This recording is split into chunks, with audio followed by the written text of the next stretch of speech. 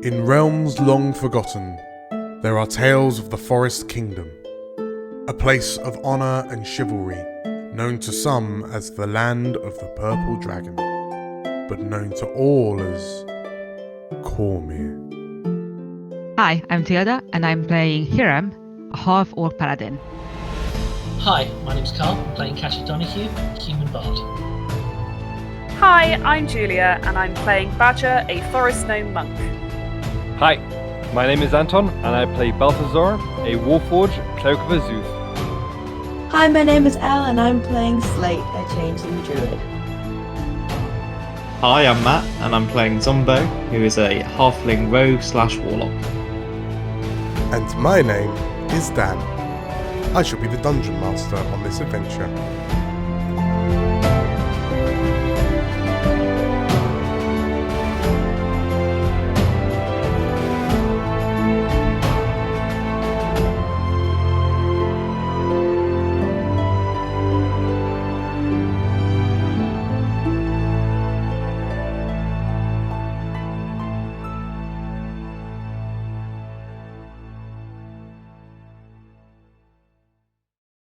Hello everyone, Dan here. Before we get started, I just wanted to give a quick shout out and thank you to BIRDIEMAPS for giving us access to all their amazing maps to use in the campaign. The first of which was put to use at the end of last session and throughout this session. You can find their links in the description below, including links to their Patreon. I hope you can give them support in whatever way you can, and without further ado, let us begin. Hello, everybody! How are we all doing? Dan. Hi. DM. Hello. Oh, good. Doing very well. Fantastic. Right. From what I remember of last session, we left things on a bit of a cliffhanger, a bit of a high note. No? I think you remember wrong. I was clearly Nothing mistaken. exciting happened, I'm Nothing sure. eventful at all. I remember Magnus ranting quite a bit. That's Yeah. what I remember. We were going to have a beach episode, so nothing exciting is going to happen at all. We're just going to like sun, sea, and sand. Oh, is it the beach Yeah, episode Dan. this It's the week? beach episode. Oh, This is yeah. the beach I'm episode. looking forward to this. Yeah. Yeah. Absolutely. I'm looking forward to transitioning you to the beach episode. So, I mean, without further ado, shall we start the beach episode? Yeah. Yeah. Marvellous. Perfect. Fantastic. Right. Here we go.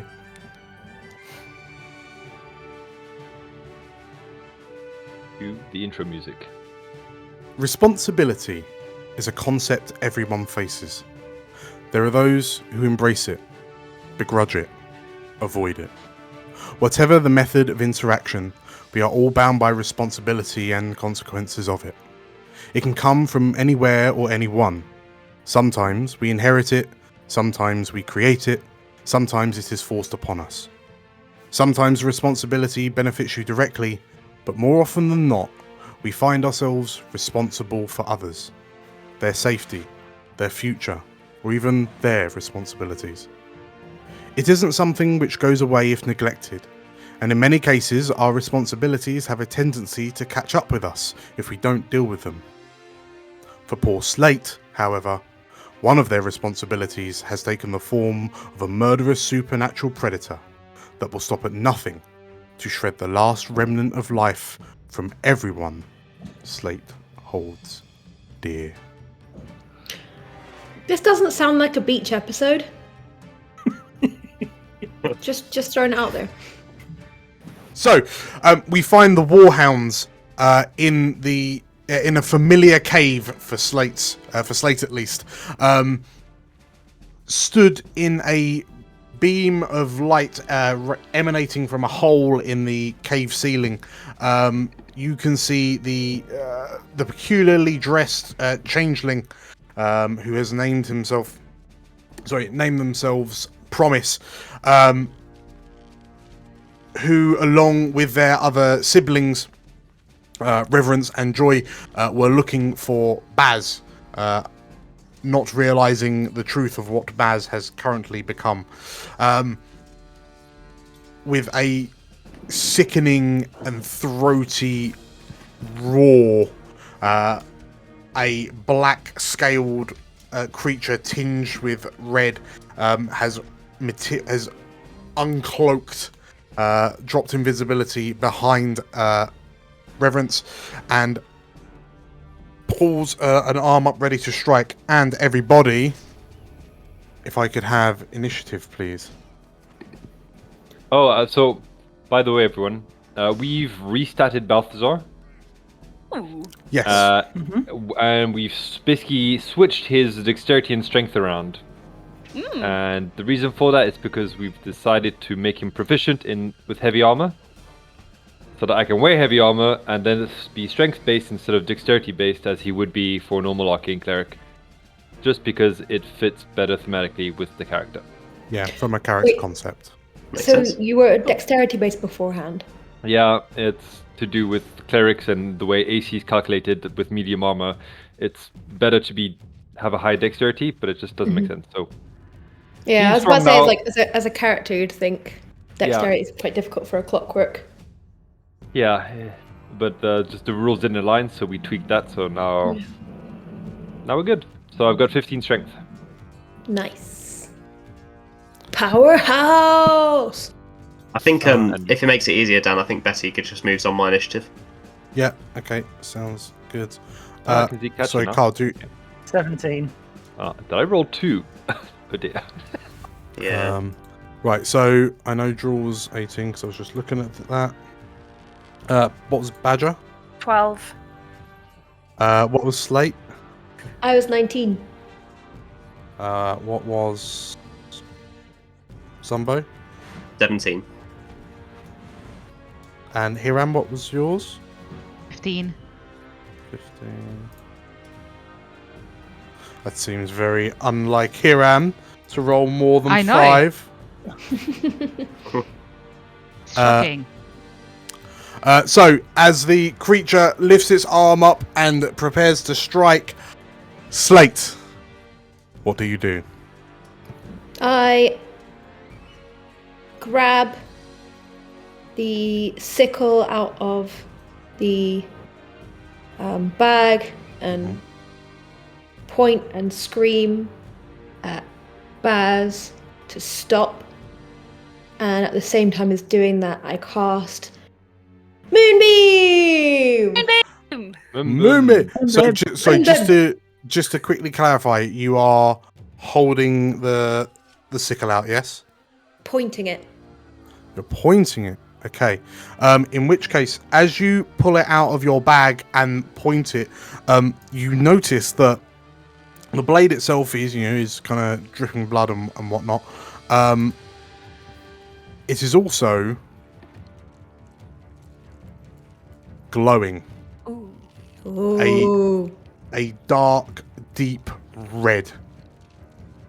And you can feel it feels like it's drawing itself to the beast or Baz. And yeah, if you plonk a moonbeam, We can't do a down. 3rd level cast for this. Okie dokie. Ooh. Okay, are you centering it on the beast? Uh-huh. Okay. So it doesn't get It probably gets disadvantage on the saving throw as well, because it's a shape changer. Maybe. Hope so. I put that down. Did it work? Yeah. Sweet. I think it's just under him. Uh, Okay. Oh, and now I've got a glowing red thing around me for all that joyous. Oh, Okay, so the moonbeam comes down. Yeah, there is a moonbeam exactly underneath him. Okay, so a beam of moonlight streaks through the hole in the cave ceiling, strikes the beast, which roars out as the moonlight engulfs it. If you roll for damage for me, please. cool. So it is And you might need to roll an it's a extra 3rd D10 level, on top. so it'll be 3d10, right? Yeah. Oops, was that right? That looks right. Okay, 15. so 15, and it passed. So, okay, so the beam of light hits it, and the creature and kind of takes shrinks away from the light, and then lets out a roar towards you. Anything else, Slate? I will move towards it and away from everyone else. Okay. So let me just do this the good old-fashioned way. Oh, Yeah, didn't mean that's to fine. do that. So I'm gonna move. Wait! Hold on. Uh-huh. What do I know about this cave? Since I lived there. Yes, that's very true. I'm going to take you on a one-time tour around the cave, so you can see everything, and it's revealed to you. Wait! I can't see. I'm too. It's too small. I can't see. Also, Of course, your dark light. Okay, hang on. Sorry. What we'll do for the purposes of right now, we're going to give you. I'm going to take you square by square, visit we're each gonna square get on the map.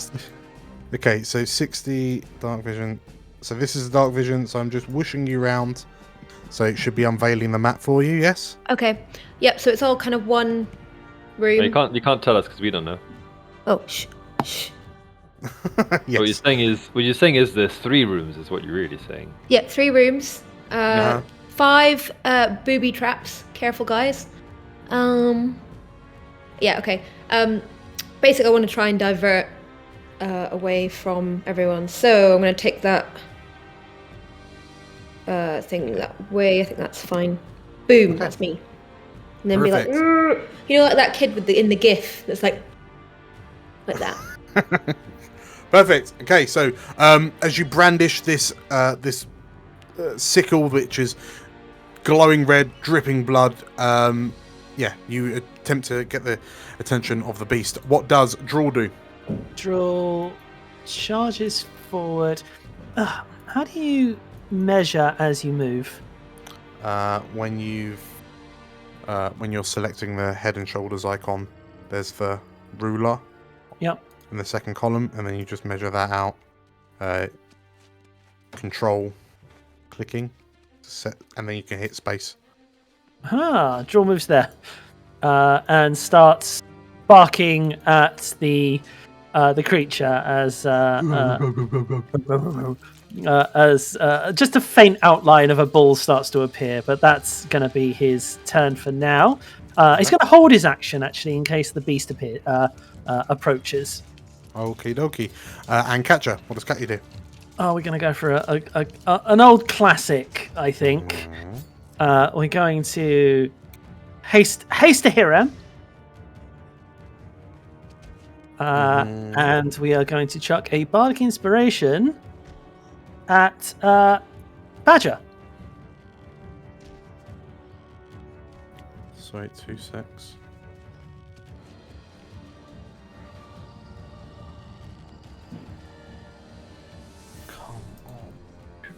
There we go. Okay, Bardic Inspiration at Hiram. Bardic Inspiration at Badger and Haste at Hiram, yeah. Okie dokie, marvellous. So Hiram, yeah, you feel the music surge through you, as do you, Badger. Anything else, Catcher? That'll be all. Thank you very much. Okay. Hiram, oh sorry, big one. Zumbo. Yeah, Zumbo was probably looking around to ask Slate, we need a decision on whether we can hurt this thing or not, and Slate's just disappeared past him in like a puff of smoke. So right, guess that answers that question then. Hurt him nicely, safely. So yeah, Catcher and Zumbo and Slate, I suppose. The cave itself is pitch black, illuminated only by the small amount of light coming from the entrance behind you, and this hole in the ceiling. Just to I think I might have light on, Dan, right? Oh, have you got light on? I would think so. Okay. Oh, can I draw my moon sword as well then? You can indeed. As a free action. Is it a free action to draw? Yeah. You get one free object interaction per turn. Cool. So Betty is going to put on her. Currently, she's got a happy face on. Going to become unhappy Betty. Oh. Which is going to translate as a hex. And then she's going to spit out these balls of water into Zombo's hands. So he's going to like juggling them like Jar Jar Binks, and then just chucking them. Amazing. Oh, what is all this fog? Oh my god. So, that is The map. quite... Has anyone just... I That- got it. Yeah. Did I Yeah, just that, do, that or might was be, it just... that Yeah, might be just my for moon this. sword. Cool. Ah, Ah. dope. Oh So, yeah. 23 to hit, Dan. Well, I like that 23 sword. That was cool. Okie dokie. So, Zumbo, this bolt of water streaks across the cave, and as the beast kind of sidesteps out of the moonlight, it strikes the beast square in the chest, and it roars in anger. Takes 9 damage. Okay, Plus 6 for the hex. 6 for the hex. Okay. And it's pushed 10 feet back. And he's just like yelling, "Get away from it! Get away from it!" at the changeling. As he throws it. Nice. Okay. In which case, yeah, the thing is blown back out of the moonbeam onto the edge of the light streaming from the ceiling. Anything else, Zumbo? No, that's me. Hiram! Speedy Hiram! Hiram is first going to move here Mm-hmm. and cast Aid. Okay, yes. That's a second level spell. And he is going to bolster Badger and the 2 shapeshifters. Badger and the 2 shapeshifters. Okay. So each target's hit point maximum and current hit point increased by 5 for the duration. Excellent. Perfect. Thanks. I'll do Not Badger. a lot, but you know, every little helps. Perfect. Okay, so plus 5 health. Brilliant. Yeah, he's just going to walk up to them, pat them on the shoulder, and like, courage, we got this. And then he's gonna zoom away. Literally run past Draw. Uh-huh. It's Joy who was ahead, right? This is Promise. Promise. Sorry, used to be 28. Yeah, so he is going to try to tackle Promise out of the way behind him. Okay. And he do that. Yeah, well, I mean, so if you're basically just don't know what you're talking about. If you're basically just shunting Promise out of the way, yeah, Promise will happily get shoved. Or get pulled back, I should say. Yeah. Amazing. That's but he's ugly. Anything else here, Ab? Well, I do have one more action. Still got half your movement left as well. God. That's true. Go to it. Go to it and whack it. It's on the moonbeam Yes. though. They don't want to be hurt. So, actually, you've got dark vision, so the dim light does not matter. Yeah, I Yeah, could- crack on. Okay, time to hit him. Okay. So this scale beast kind of looms up to full height as you run at it, and Let me rephrase that. Let's try to hit him. 17. okay. So as you swing your sword, and the creature brings its arm up, and the sword ricochets off the scales on its forearm. Okay, and the second attack is 10, so that's a no. And it jumps out the way of the second. That's not a good start, but that's all I can do. Okie dokie. So it jumps back a few steps. It looks at you. It looks at you and sort of like you see its yellow eyes light up in intensity, almost as it bares its fangs, and you watch as the scales begin to shift and move as if they're water. And before your eyes, No. Question: via Moonbeam, does it not return to its original form, or is it always?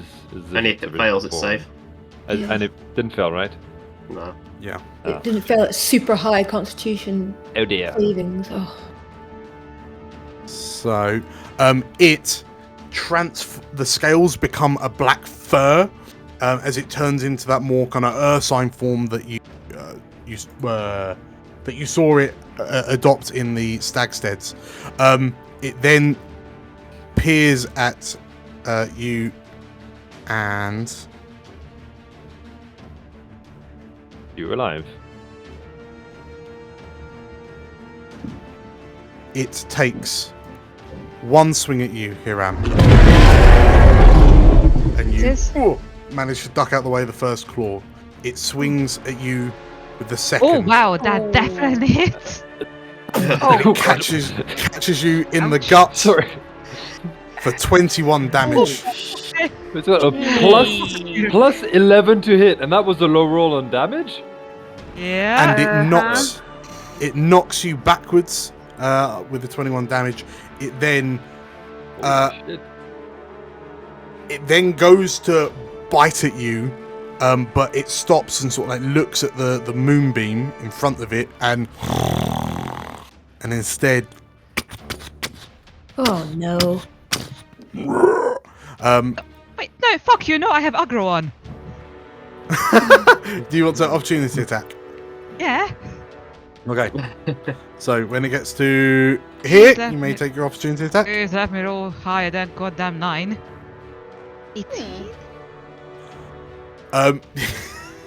You take a swing at it, and the sword, you feel it, kind of tearing across the thick hide underneath all the fur, but the sword slides away, and it doesn't appear to have done any serious damage. As you swing at it, it stops. It turns to you and roars, and despite the moonbeam, jumps back in to bite at you for 22. Yeah, that hits. Hang on a second. I think it's just jumped into range. Yes, it has. Awesome sauce. I do cutting words. Nice. Okay. If you roll the cutting words for us. Which is a D8. Roll What's 4 or AC higher. 20? Fortunately, is still a hit. No, you've got AC 20 because of thingy, don't you? Because the haste Okay. gives you +2. Oh, that's true. I forgot about that. Oh, Oh, thank nice. Okay. Very nice. So, Katya, in that split second, you see the beast's jaws on target for Hiram's head, and as you play a discordant chord, Hiram manages to duck out the way, and Hiram, all you get is a splatter of hot spittle on your face as you just narrowly avoid the teeth.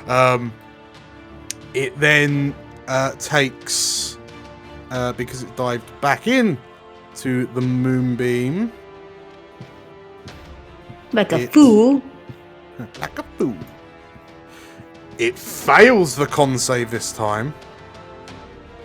And takes 3d10 damage. Don't mind it me. Transforms back into Baz. The end. And Job's a good one. Yeah. Oh, okay, so it takes 21 damage.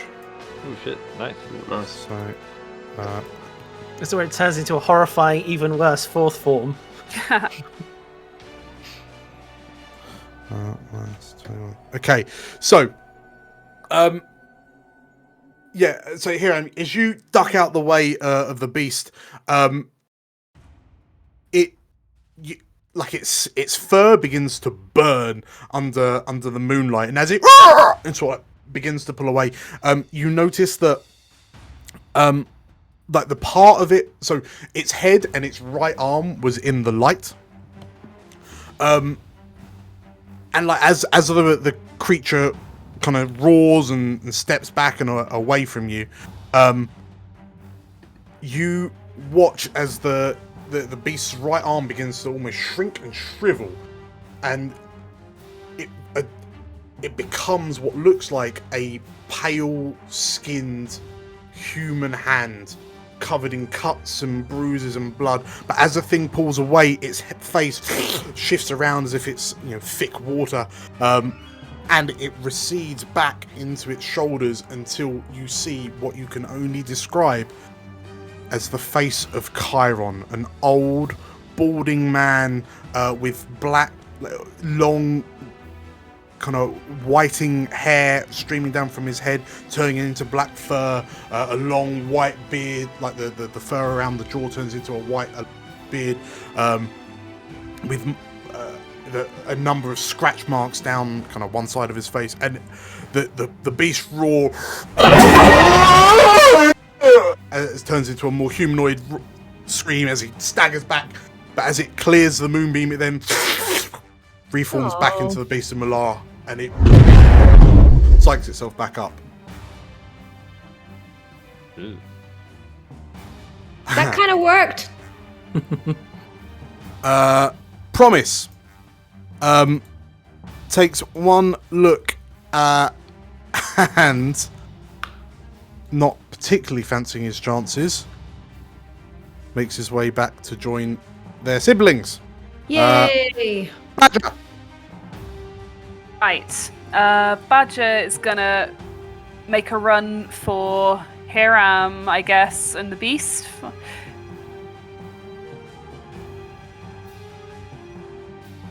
I get to the edge of the moonbeam. Mm-hmm. Do I see it lurking in the shadows? You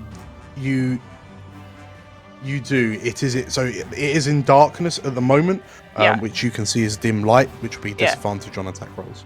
May I ready a melee attack with my bow staff, please? If it gets within range of me.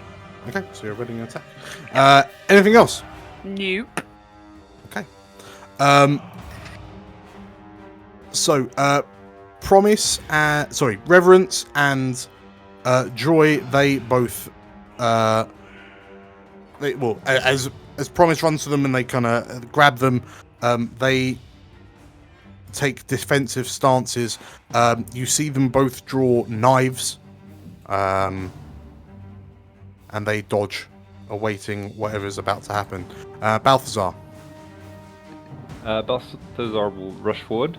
Mm-hmm. And 2, 3, 4, 5, 6, and go. Oh God!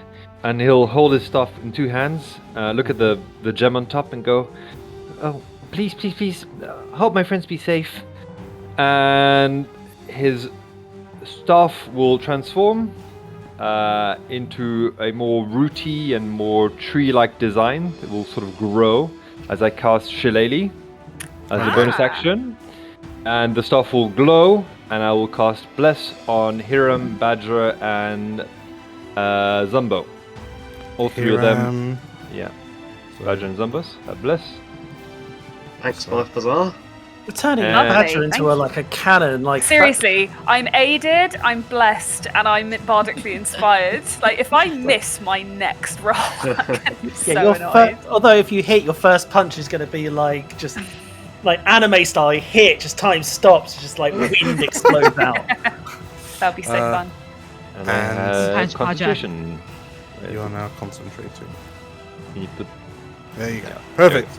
As my turn, I think I moved the 2, 3, 4. Yeah, that's my full movement. Yeah. Okie dokie. So just to recap. So at top of round, Hiram is hasted and blessed. Badger is aided, blessed, and bardically inspired. Correct. The two of the changelings are aided. Zumbo is blessed. Hashtag blessed. Yes. Hashtag blessed. Bring on the pain train. Let's go. Right. Slate, go Slate, go. Okay. I am going to do a little dashy dash around. Is that water? No, it isn't. No, it's a wall. I'm gonna dash around this wall. 60 feet. There you go. Just space. loading. You're playing on getting didn't eaten. work. Is that? Never mind. I'll pop you there. Thank you. Okay. And I will move. Oh wait, can I do moving as a bonus action with the? Moonbeam? No. Oh shit. No, you can move as a move and an action. So you dash as Damn. an action. Okay. Then that was You can stupid of me. shapeshift as a bonus. I know, but I don't want to. Okay. But what I will do actually is, yeah, you're right. Actually, I will shapeshift to Slate, but a younger Slate than probably Ooh. a Slate that Baz would have known. Baby Slate. Okay. Baby Slate. Perfect.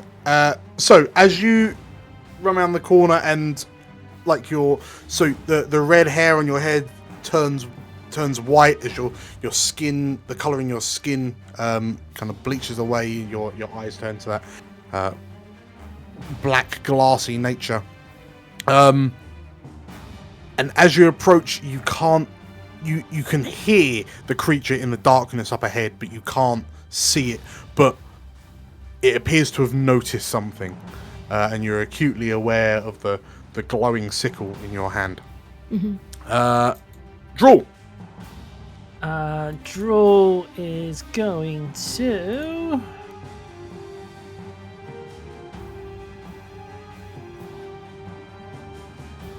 It's 25, 30, 40.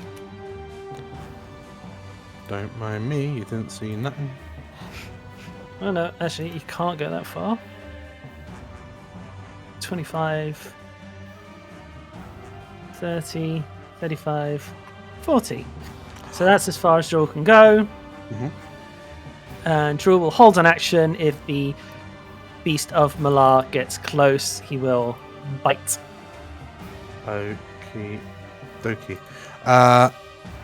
Catcher. Catcher will move up. I can sort of barely see it in the dark, so that counts as seeing it, right? It is in darkness, so it's not visible at the moment.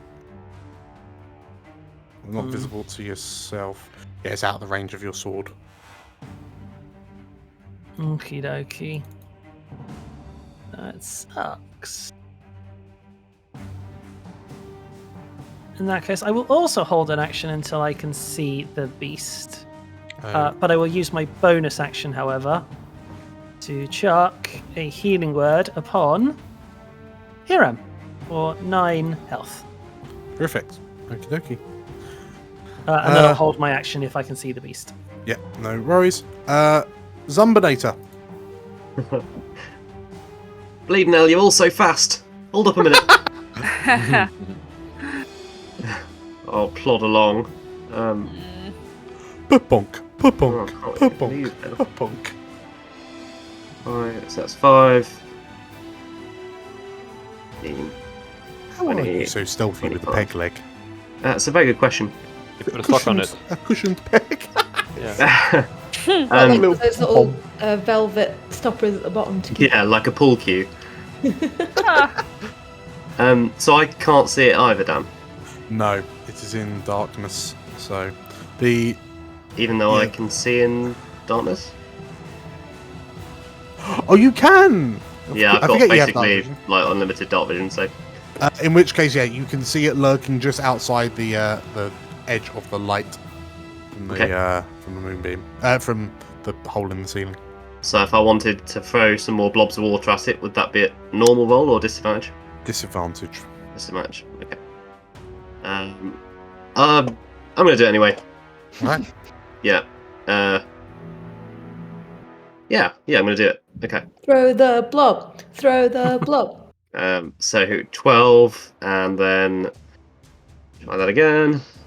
17, and I'm going to use my inspiration on that 17. I think. You have bless already. Oh, bless. Yeah, so I'll try that with us. Yeah. So yeah, D4. Do a D4 on the 17 just in case. Yeah. Oh. Oh. Laundry.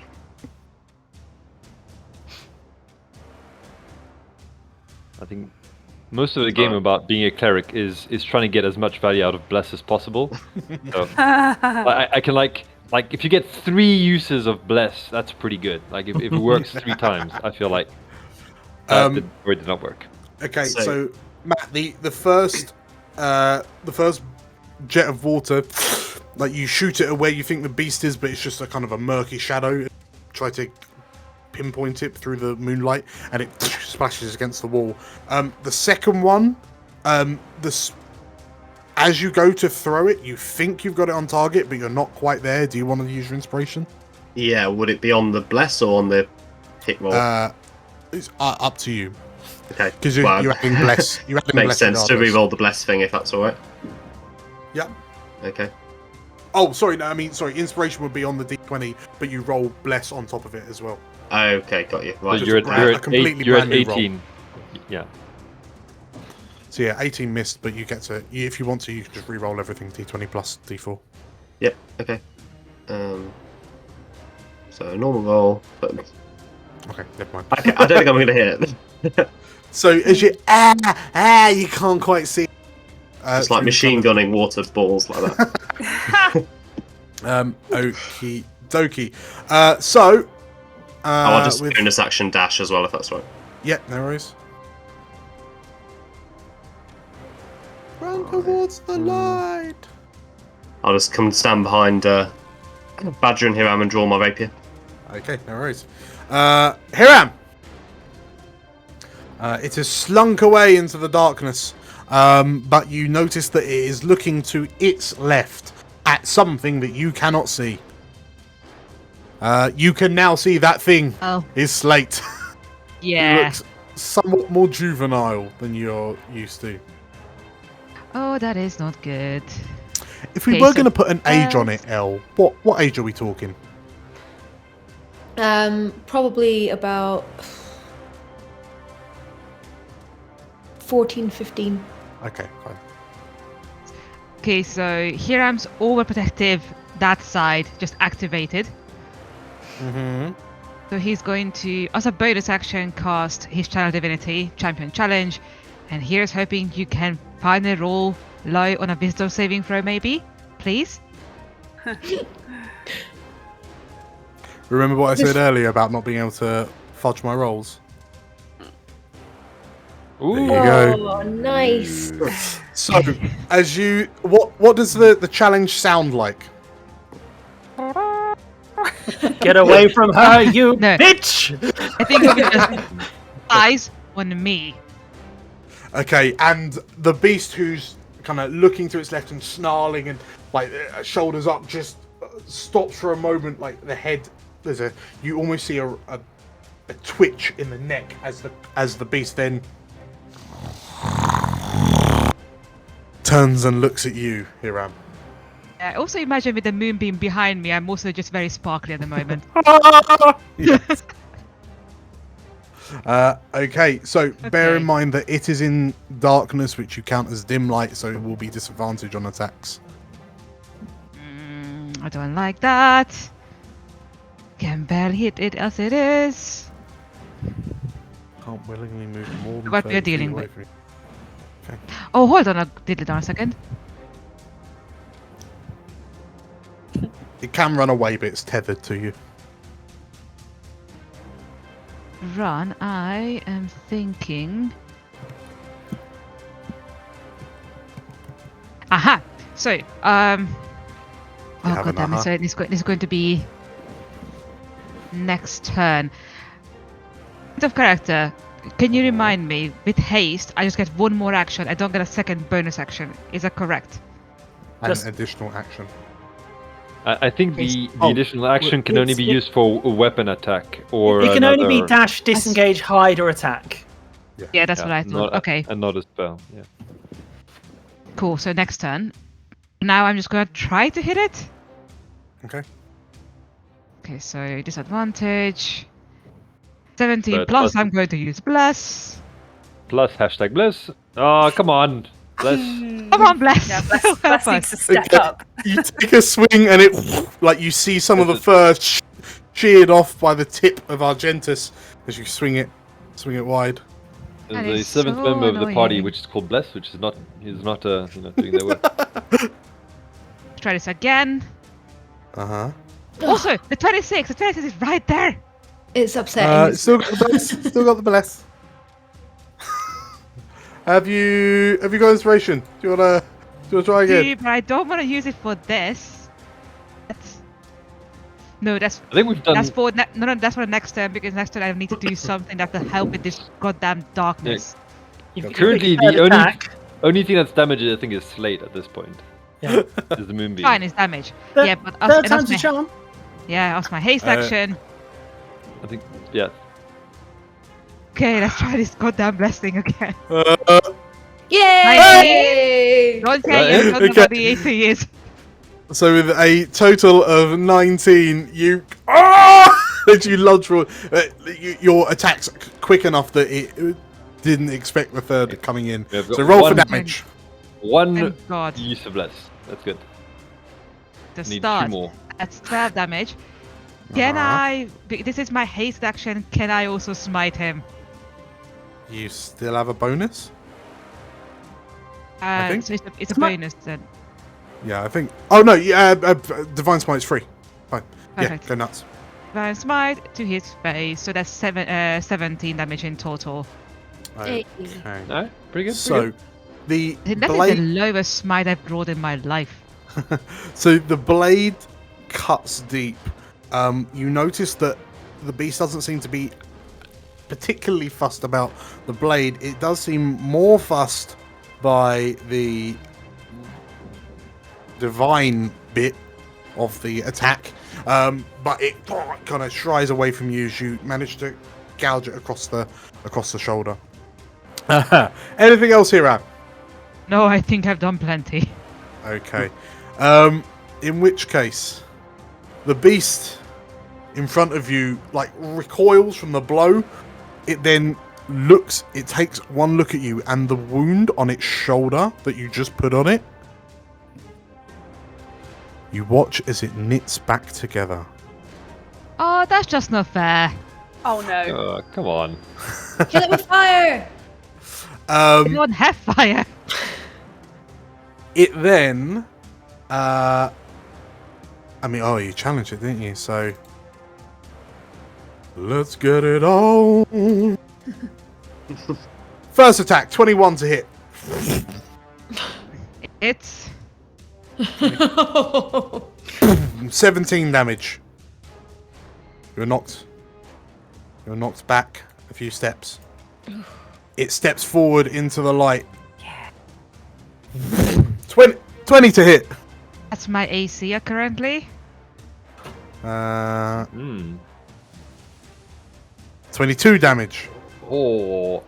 Oh, as it stepped into the light, can I activate my held action? Yeah. This is a Hail Mary and a half. So hold off on that 22 damage. As Catcher screams at it, what was his name again? Barrence. Says, Barrence, this isn't you. And I don't know if I can not hear him in this. There, that should be fine. As she basically starts. Well, as she basically screams, Barrence, this isn't you.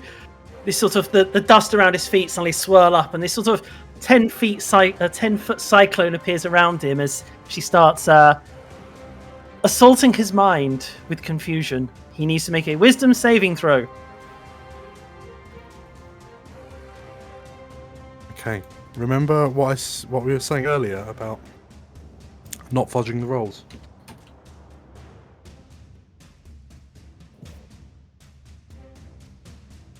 Did we say that? What Yeah, did we we did. say about? What did we say about that? Before, he's fudging the rolls. Okay. What are these shenanigans? Hold on a minute. What are these shenanigans? Listen, I'm happy this is filmed. I want to see the replay. I want the TMO out. I want this please. I'll tell you what. I'll take a photo of it and then I'll show it to you all later. Okay. Okay. So it steps forward. It's at the start of its turn, right? Yeah, start of its turn. Okay, so it steps forward. It then clobbers Hiram for 22 damage. You can, yeah. No. So it's just done its second attack. It still needs to bite him, is what we're saying. And then it Where are your leaps- Anton? leaps forward and Oh god. Whoa. I can't see that. Yeah, that's that one you shouldn't hide. I shouldn't hide that one. Well, this might be your Again? For fuck's 20 sake. to hit. Wait. Okay. Cutting words, 3 subtracted. Okay, And as good. yeah, It's- ding! It plays another chord. Hiram, you Hold on a minute. duck out the way. Is cutting words your a reaction, correct? It is, yes. Okay. So you've already used your reaction. When I use my reaction on like your hold. no, that was my held That's your action. reaction. Yeah. Is that Use your reaction? Yeah. Oh, sorry, Hero. Right? Whoop, whoop, whoop, whoop. Just gonna get rid of that. So 20 to hit. Is anyone got anything to help Hero? I don't think there's anything I Anton, can I'm do. Sorry. getting some antagonistic feelings from over there. Let me survive, please. 24 damage. Yeah, I'm Holy down. shit. I am. Oh, unconscious. really? Oh my god. Well, yeah, obviously, dude. I've been hit. I've been hit a couple of times. Always over You've been 20 hit fucking many damage. times. It's true. There's a lot of damage. And good news is, it's not enough to kill me, which means I am back with 1 HP. You are down to Yeah. 1 hit point. Hiram, as it bites into you, like clamps down on your neck and shoulder, and you feel your shoulder pauldron crunching, like being crushed under the jaws of this beast as it swings you. You feel an intense burning pain begin to spread through your shoulder. I require you to make a Constitution save. You get I think your modifiers are already baked into your stat thing. You will also. Yeah. Do you get bless on saves? Saves. I think you do, I guess yeah. saves anyway because of Your Hold on. divine thingy, yeah. So yeah, if you Here's where- hoping. on the bite, yeah. If you click DC 12 con, Give me a sec. Boy. Oh, yeah. you care not. Okay, and the beast kind of finally lets go of you, and as you stagger to drop to one knee, like blood stream down your Also, side, but I'm you're sorry, but not. where was it 36 when I needed it to hit this motherfucker? Okie dokie. Promise shouts, "Look out!" and then dodges. Actually,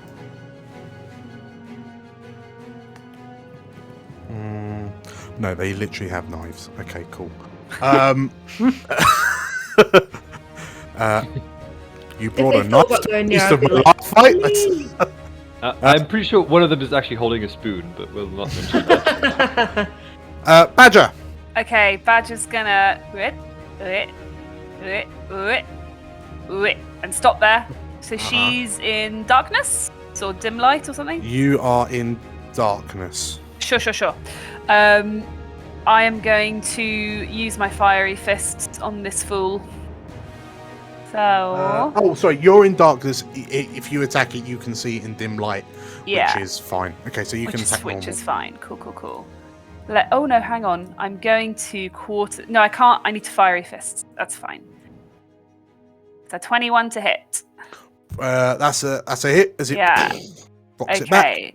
So yeah, what? I'm just gonna do all of my hits. So it's a crit, Ooh. and then a bonus action 10, which is a miss. So That first, would require you being up close. Oh no, Cool. ignore me. No, Okay. it doesn't. so 8 for the first hit, and 8 plus 6 for the 14. second hit. Yes. So So I think that's yeah. 4. Okay.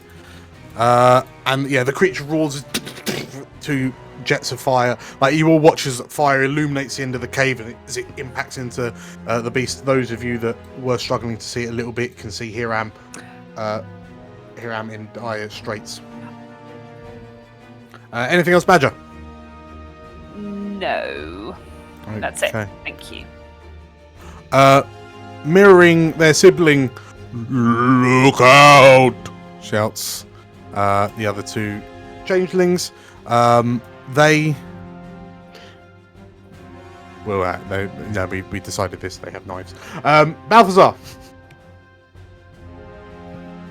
Balthazar will rush to Hiram and go, Hiram, you fell for a moment, and then we'll help him up and cast Cure Wounds at 4th level. Nice. Amazing.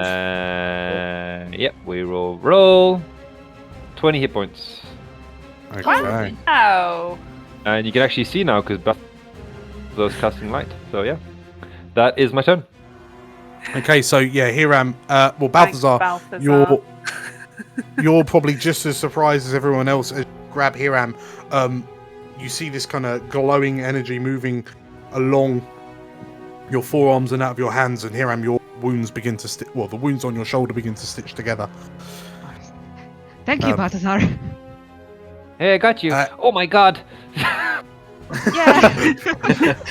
Balthazar, anything else? That's my turn. Okay.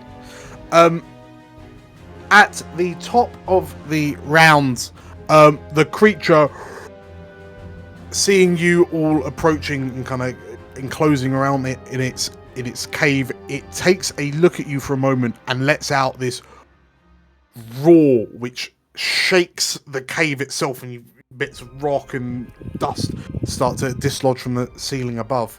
And Slate, you notice that the air around you is suddenly becoming extremely foggy. Uh-oh. And as you watch, the fog covers up the light streaming down from the ceiling. You also notice that the entrance Katya,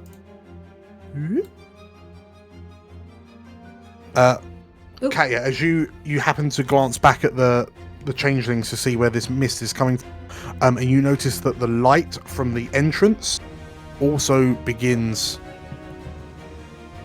to disappear.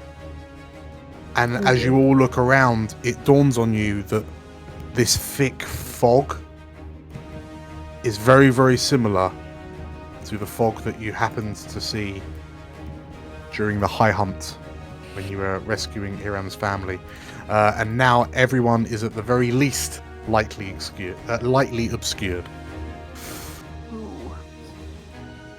Oh dear. Slate, what do you do? Okay, I'm gonna move. Gonna move the. Oops, not that. That can come back. I'm gonna move the moonbeam. Mm-hmm. I'm gonna try and move the moonbeam. 1 second. Are you moving it on him? Yeah, but more between. So on him, but like to here. On top of Hiram? No, where's Hiram? I can't see Hiram. Well, there's a big wall in the way. Oh, okay. Well then, yeah. No, more here-ish. Okay. So it's just like preventing from moving forward towards attacking other people. Sure. wherever Okay, so possible. you can place it in such a way that it separates Badger and Drool from. Cool. Perfect. And I will move myself forward. Mm-hmm. And I will try to also do a shillelagh on the sickle. On the sickle, it wouldn't work because it only affects clubs and quarterstaffs. But what you've noticed as you look at it, like obviously it's glowing red. As you get up close, you notice that the blade now looks wickedly sharp. Okay. Also, FYI, everyone's lights have just dimmed by half. Oh. Yes, the thing looks wickedly sharp. Slate. Okay. On the beast. Mm-hmm. Remind me, is there any kind of magic place that's best to like in a beast of Malar from? Like, is there like a bit where that would be attached to something that's kind of like more a better place to hit? Can I recall?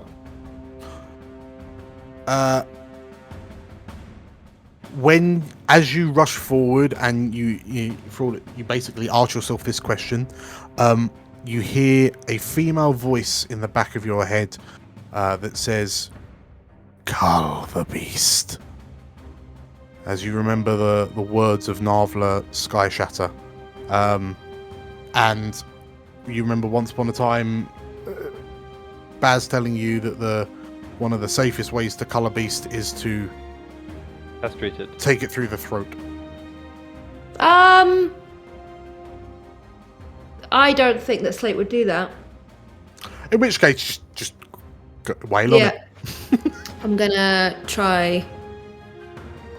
trying to get. Oh, it's just horrible. Ugh. Yeah, I'll try and get it in like the shoulder or something. Okay, in the shoulder blade. Perfect. It's whatever its most strong shoulder looks like. Yeah. So yeah, if you click on Narvla's sickle, you get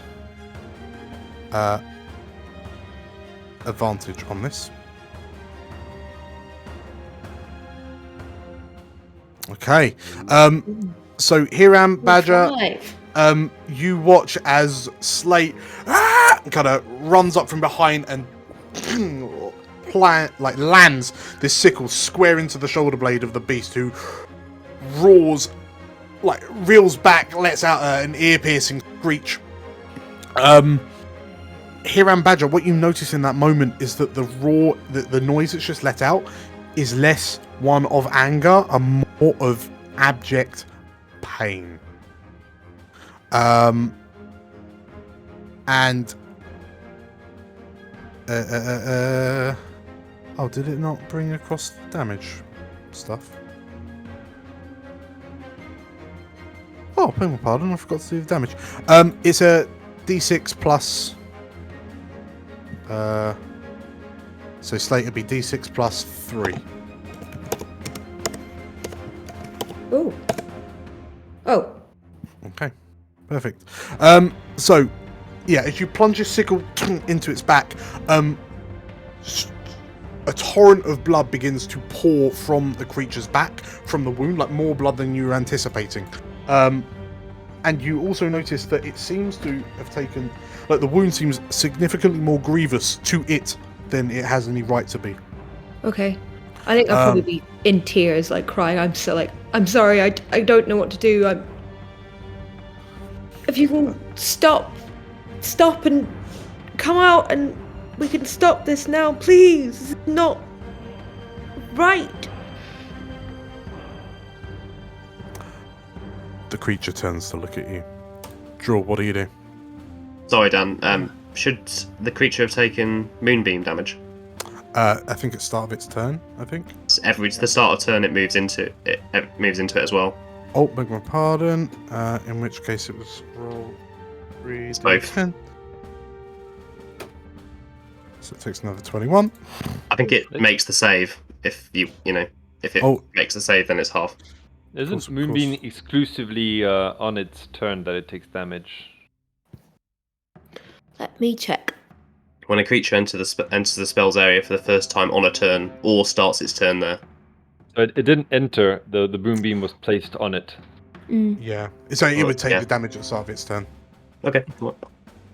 Drool runs round the moonbeam and leaps at the Beast of Malaf for 11.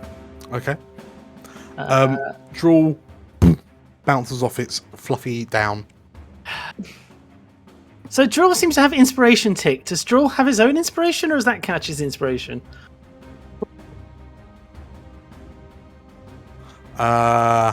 Someone's ticked it, so yeah, go nuts. Yay. Draw's feeling really good from that flank of boar he got he got last night. 21. Oh, okay. That's it. So he deals 11 damage, and then suddenly, as he's sort of charging, the Stag's Stead's collar kicks in for an extra 4 force damage, and really at 2d10 I got 4. Brilliant. And he's pushed 5 feet, which I imagine is just into said rock. As Draw just comes in and headbutts him. -4, 5 feet away from Draw. So as the creature smacks into the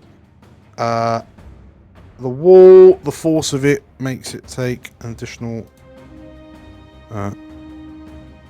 2. Perfect. Okie dokie. So yeah, Draw just and you once again see that spectral form around Draw's front as it smacks into the beast. Rocked and sort of like unsteady on its feet. Catcher, what do you do? Catcher's going to as far away as she likes, but within enough illumination. Looks to the beast and let's go for a... Do I have any? I do. A 3rd level Dissonant Whispers.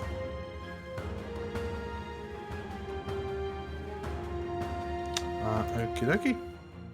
Still want to know if Confuse has kicked in, but you're so far away. It needs to make a Wisdom saving throw. Oh. Okay, so it only takes half damage. 21 psychic. It is wise to your tricks. She lets off a psychic howl. Okay. So the creature bounces off the wall, staggers back from the psychic assault. Unbelievably, it's still standing. Zumbo, what do you do? Jet Dan, excuse me. Oh. Catcher, what do you do? I will also throw a healing word upon Hiram for 7 Nick. damage. Also can't do that, Damage. I think. It's a bonus, isn't it? Yeah, it's a bonus action spell. Oh yeah, you can't do In that 2 case, level spells in a turn. that's fine. I will then instead use a Bardic Inspiration on Hiram. Perfect. You can definitely use it.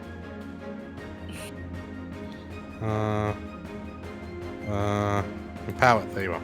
Perfect. Okay. Hiram is glowing. No, it's 10. Zumbo, what do you do? Yeah. So Zumbo has seen this light hurt the beast, the light that Slate conjured, so he doesn't want to knock him out of it.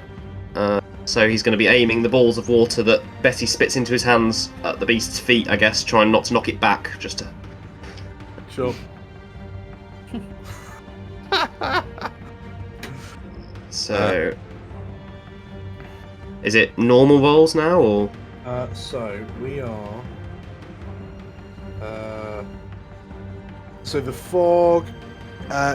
Yes, yeah, because it's still in the light of Balthazar. So yeah, normal rolls. Okay. So 24 for the first one, and then second one. 18 plus bless. Yeah. Oh, bless value! The second time it's been useful! Let's do this. Hashtag blessed! Okay. So that is 2 hits, sir. Okay. So 11, 21, and then 2d6.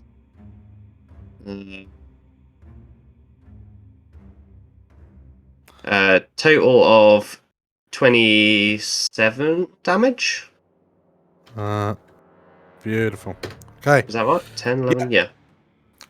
So you you come in like a gangster and just 2 bolts of water at the knees, and the creature kind of drops down. But you can see that there's black ichor kind of matting its fur all over the place. Like really doesn't look great.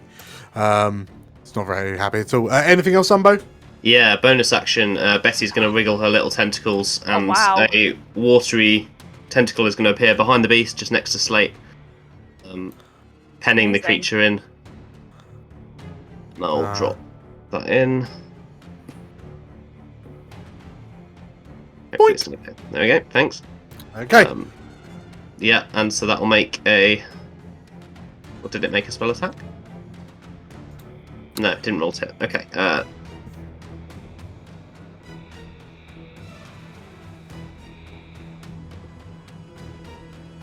How best to do that?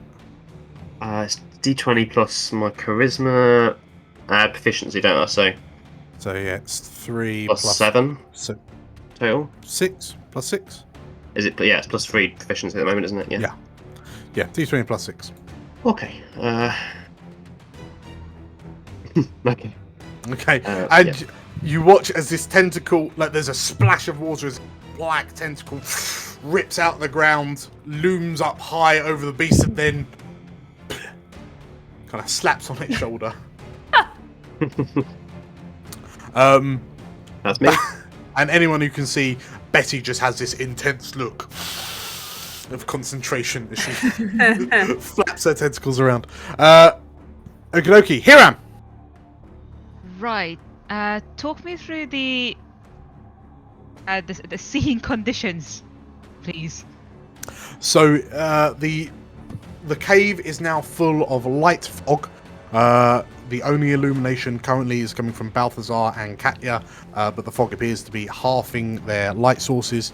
There is a moonbeam jotting down from the fog, partially covering the Beast of Malar in front of you.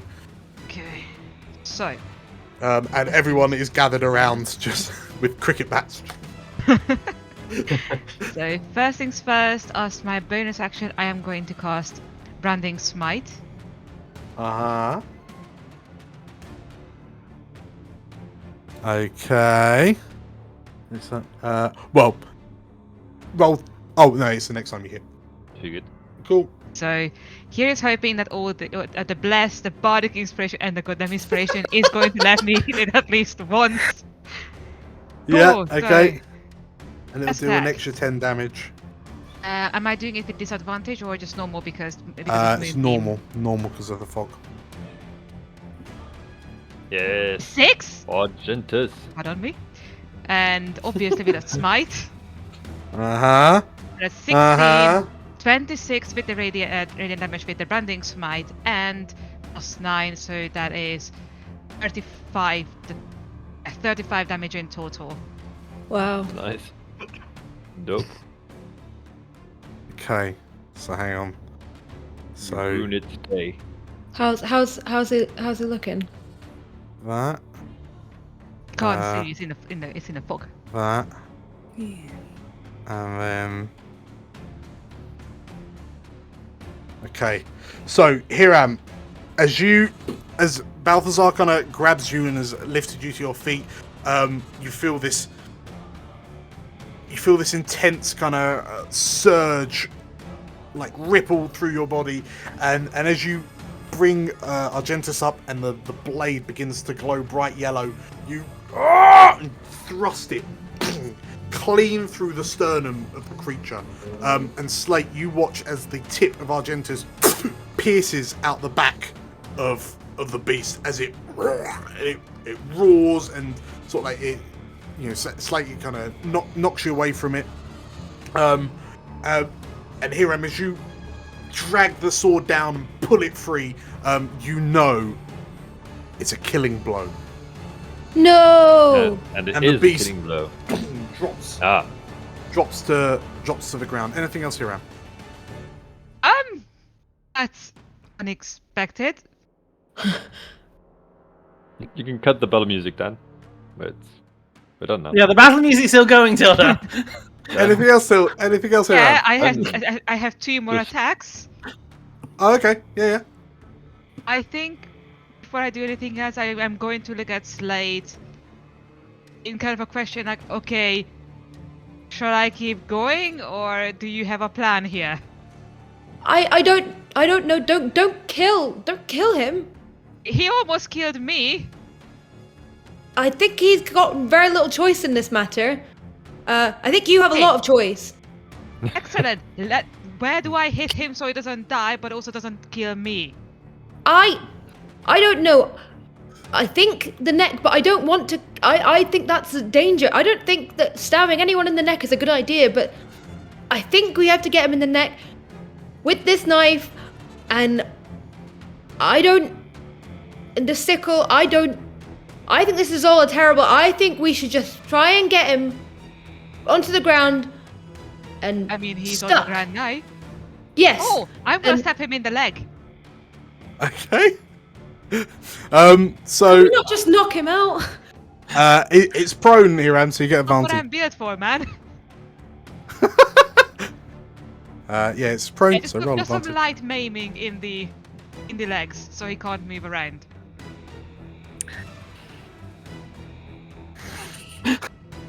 Yeah, go nuts. You got 2 more attacks. He's got 2 legs. It's fate. Okay. I mean, the 2 front paws. I just want to, yeah. Sorry, guys, but yeah, I almost died, and it's very traumatizing. So That's it. Yes. Do it. Okay. Now. So you go across one hamstring. oh god. And then for a third attack, the other one. That's it. So I love the fact that. Never mind. I'm not gonna say anything. And you go across the inside of the other knee. And yeah, the creature roars as it tilts back, like falls backwards, its legs bending out at peculiar angles. Anything else here, Ram? I'm gonna look at her like look at her like, okay, he's dying. Do your thing.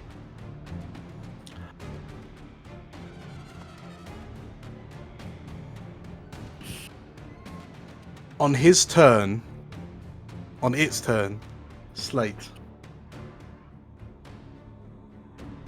you watch the creature roars as it tilts back. It brings its arm up. It tries to shield itself from the moonbeam, and it lets out these hideous, whining, roar like growls as it tries to shield itself from the moonbeam. As like the fur begins to almost like burn away and shrink and shrivel into what look more humanoid arm. And as it recoils and tries to move away, it can't because its legs have been damaged. It turns to you with it like one good arm, and like the one side of the face has burnt away from the ursine form. And underneath it, on the right side of its face, you see this horrifically distorted but unrecognizable face of Barons. And the left side of the beast's side, the eyes looking at you with murderous rage and murderous intent. The right eye looks at you with panic, and there's a pleading for help. And the creature looks at you and Slate, and the human arm reaches out for you, and as it pulls itself forward and you see Baronce's face begin to merge back into the beast's, you notice that the wounds are beginning to close.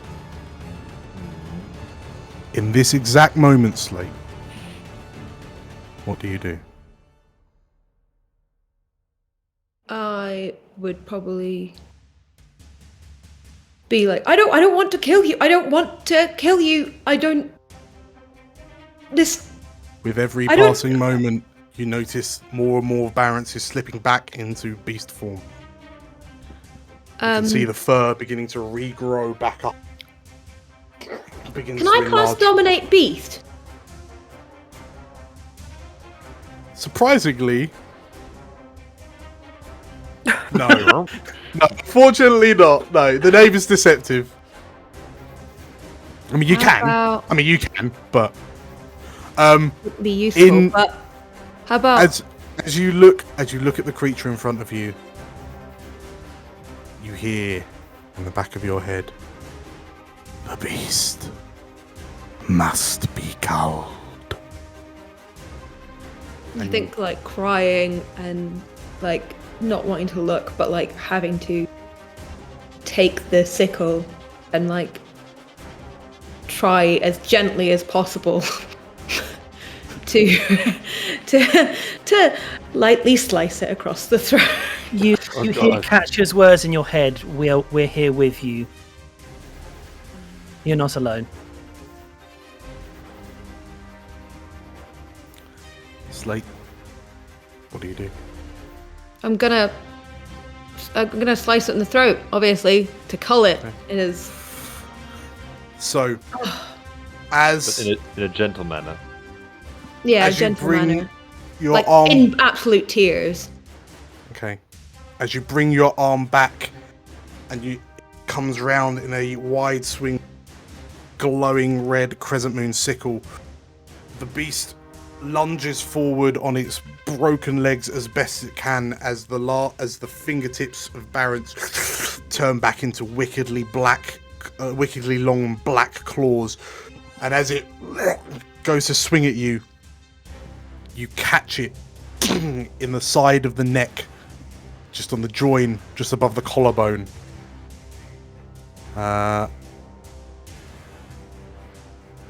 And as you embed the blade, the beast. Embed?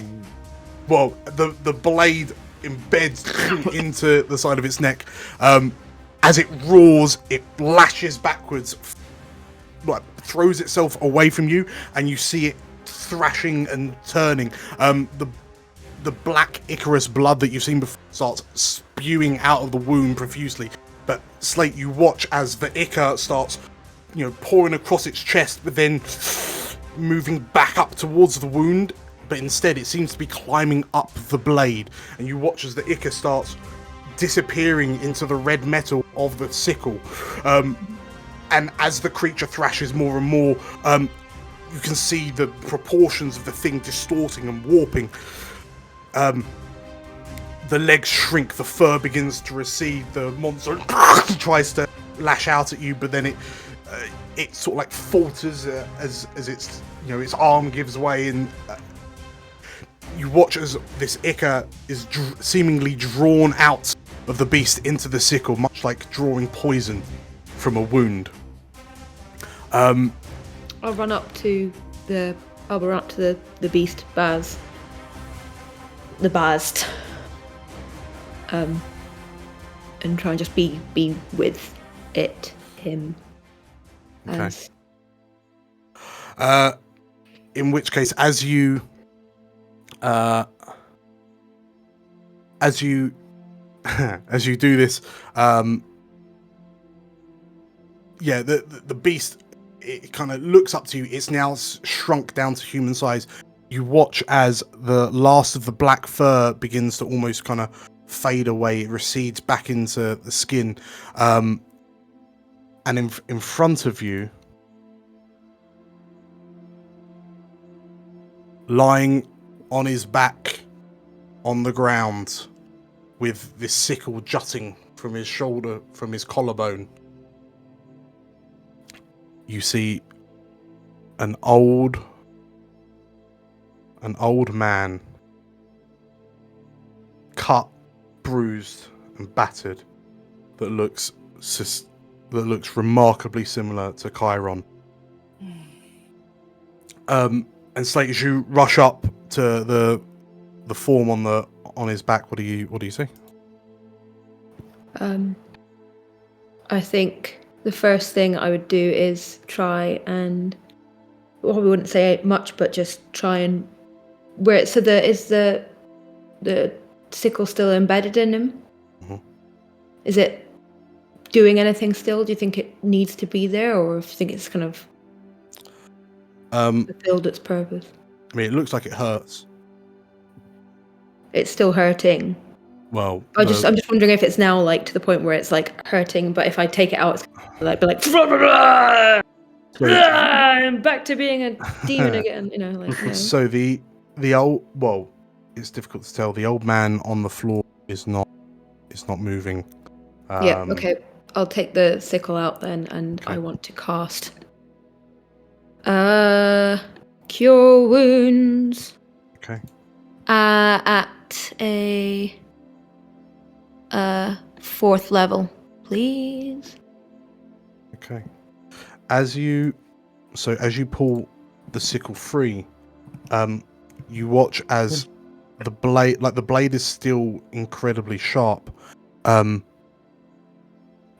but you see that the reddish glow,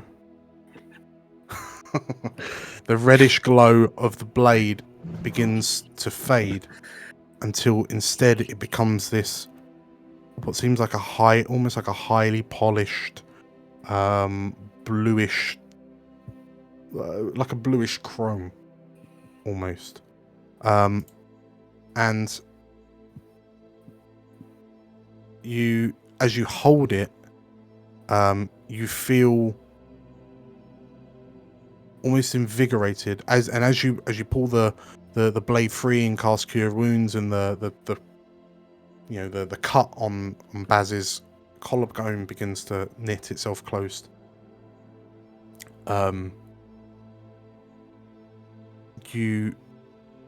There's a sigh of relief as Barents doesn't transform back.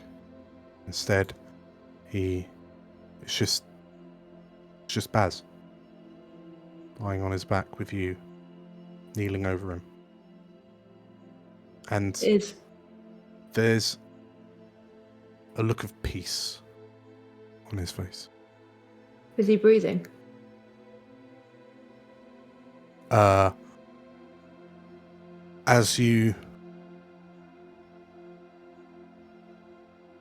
He doesn't appear to be. Okay. Well, he doesn't appear to be, but Slate. Have I accidentally deleted Slate? Oh, I think so. Okay. may as well. It's just Fade from existence. It was all a dream. Very final 10. Oh my goodness. There we go. Slate. As you in the mist, it's difficult to make out. So I'm going to require a medicine check to see how. It'll be a panicked, frantic kind of like, come on, there must be something. Wake up. Do you want some assistance with that?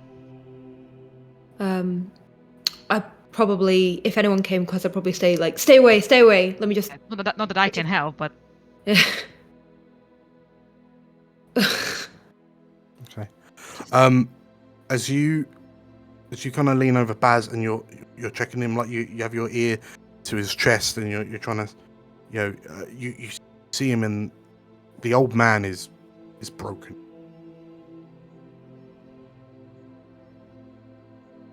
And you can't feel a rise and fall in his chest. You can't. As you bring your ear to his mouth, you can't. I mean, everything, like the cave. It's just. I mean, there's been there's so much heat in the cave anyway. It's hard to tell. At that time, but I don't know what to do. I don't think he's breathing. Baz, you gotta wake up now, please. You have to wake up, and I'll cast Cure Wounds again. Okay.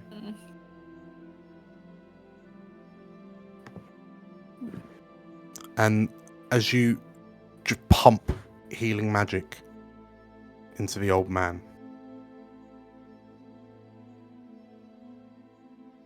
and nothing really seems to happen, and as your head drops. I'll start, but kind of just look and go, come on. You've lived forever. You told me you lived forever. You've lived forever. You can't. This is no. You can't be done. I need help now. you here? You came home.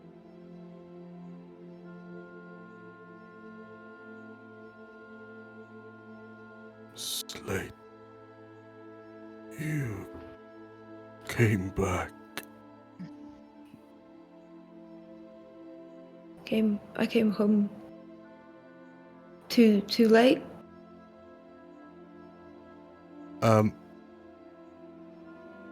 You hear a wheeze come from the old man. You all hear the old man wheeze, and then there's a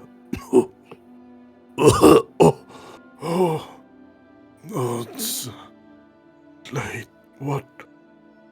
I've had the most bizarre dream. And this old man, now seemingly more animated, brings his hand up to a collarbone and What happened? What?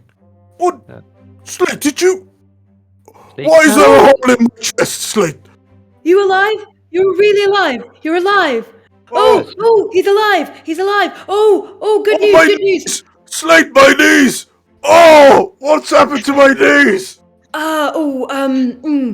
Slate stabbed you.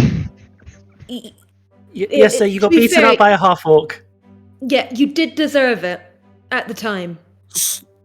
Slate, what? Why is it so dark in here, Slate? What's Like, what's to be that? fair, you haven't been keeping a good clean of the cave since I've gone. It's dusty as hell. I think you haven't been keeping up on the repairs, and it's a complete mess. Obviously, I did say you gotta get a mop every so often. You can't just be sitting eating mushrooms and reading old books all day. You've gotta, tidy. Oh my God, you're alive! My God. Like, you all watch as Slate just has a meltdown. As this old man that looks pretty much a spitting image of Chiron, but he's got more head hair and slightly different tattoos across his body. But this old man gingerly pushes himself up and sort of like looks around, looks at you all, and looks to you, Slayton. Slate. Who the fuck are they?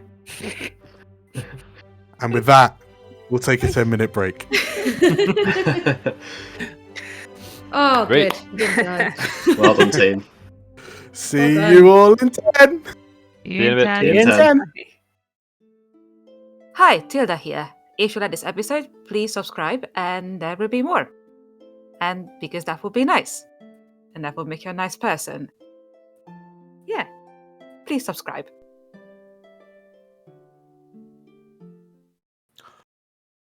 Welcome back, everybody. No. Well, not exactly everybody, but most of us. Yes, unfortunately Julius had to drop out, but we will carry on with Badger's moral support guiding us. Perfect. So, you find yourselves stood at the back of the cave that belongs to what you understand to be Slate's mentor, an old man named Barrence Treeworthy.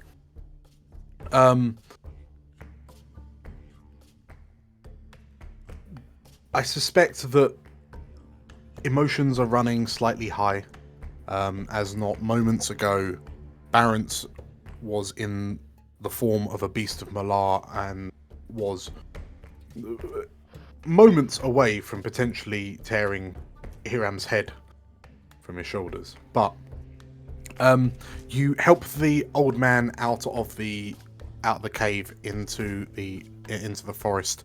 As you and sort of like he hobbles heavily on one of his legs. He complains it feels like someone's jumped on it. And so yeah, Slate, as you kind of carry Barrence out, yeah, the rest of you cannot help but marvel at how similar Baz looks to Slate's for one of the Slate forms that you know as Chiron. And as the mist, the fog that was filling the cave has now dissipated. You can see the light from streaming into the cave, and as you step out into the forest, and you can hear the sounds of, the forest sounds normal. You can hear the bird song. You can hear the wind rustling through the leaves. The slight chill on the ends of your noses as the breeze rolls past. And Barents just kind of starts clapping you on the shoulder. Like, as you're carrying on. Put me down there, child, down there, he says. And he points towards a nearby tree trunk. I'll definitely go and put him down. Okay. And do we not need to get out of here? Is this safe now? Get out of here? Why would we get out of here, John? This is my home. What? Who are these? Who are these people? Why have you brought them to my home? You didn't ask me, Slate. Slate, you've been gone for so long. Well, yeah. Well, for starters, you did kind of say that I wasn't really welcome. Kind of, I think.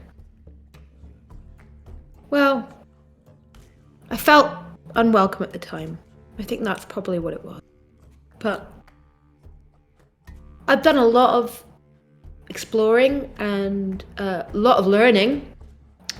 Actually, fairly okay druid now. And okay with that. Not trying to be anything else. Just trying to be a druid. But also, I'm an adventurer. pretty big around the local area. Not here, obviously. But quite good. Not a good help sometimes. Sometimes I help. He coughs and splutters. An adventurer. And he looks up at you, the warhounds. Did you put them up to this? Is this your doing? Is it? And it feels a tender spot. Did you put ideas in Slate's head? Have you? No, sir. It wasn't me. I didn't do it. What? No. They did apply for the job themselves. Yeah.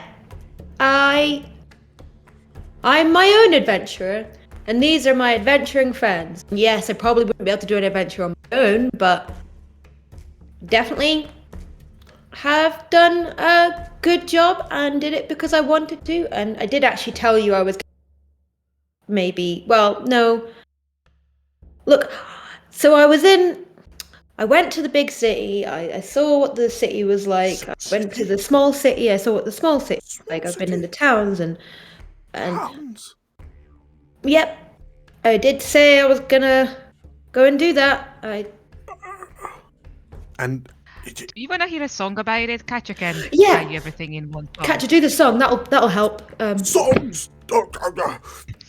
Slate,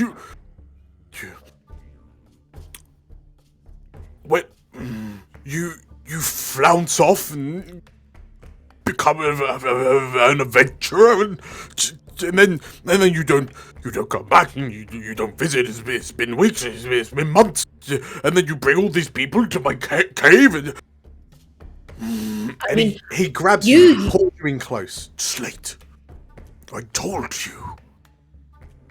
You're not going to meet anyone else like you out there. They just won't understand you, Slate. Well, that's actually not true, for two reasons. Number one,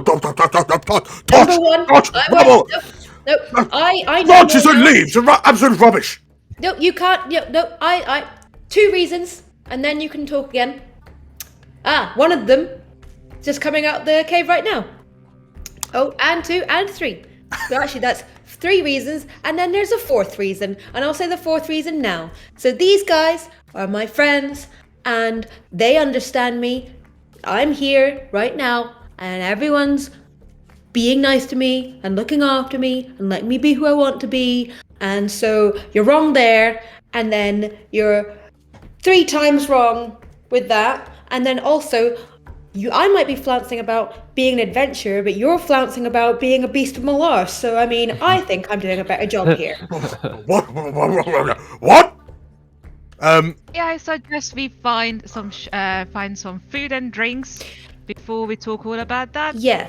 I think you will need some alcohol for all of for everything. Yes, we should. I'm really sorry for stabbing you in the leg. So, you can see that this old man is struggling to kind of process all of this information that's suddenly just been like dropped on him. But Slate, you notice that. So yeah, everyone watches as the 3 changelings come out. Reverence, Promise, and Joy. And like, Barrence is still kind of huffing and puffing. But you notice that he's just looking at these 3 changelings, dumbfounded. His mouth is hanging open. And he slowly looks from the 3 of them, and he turns his head to look at you, Slate. And there's this kind of horrified realization in his eyes. And they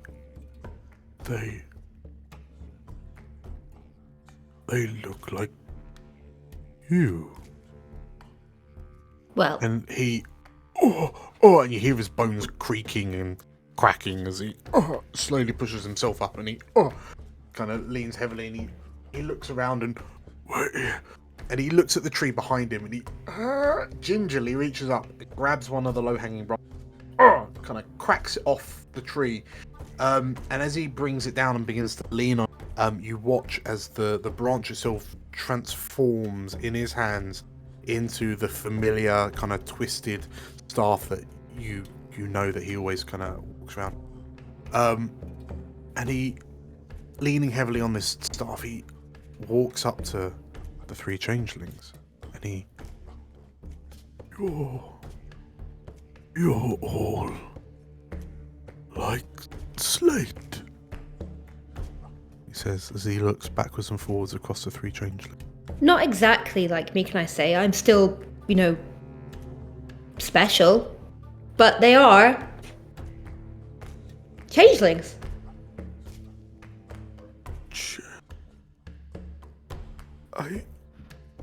I didn't.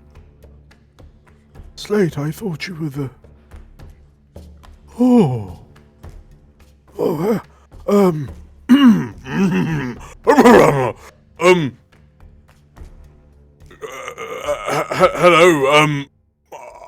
Hello, my name is Barrence Treeworthy. Welcome to my cave. And the 3 changelings, they're just kind of deadpan, like they're emotionlessly looking at Barrence, and then in unison they all kind of, hello, Barrence Treeworthy. We've been wanting to meet you.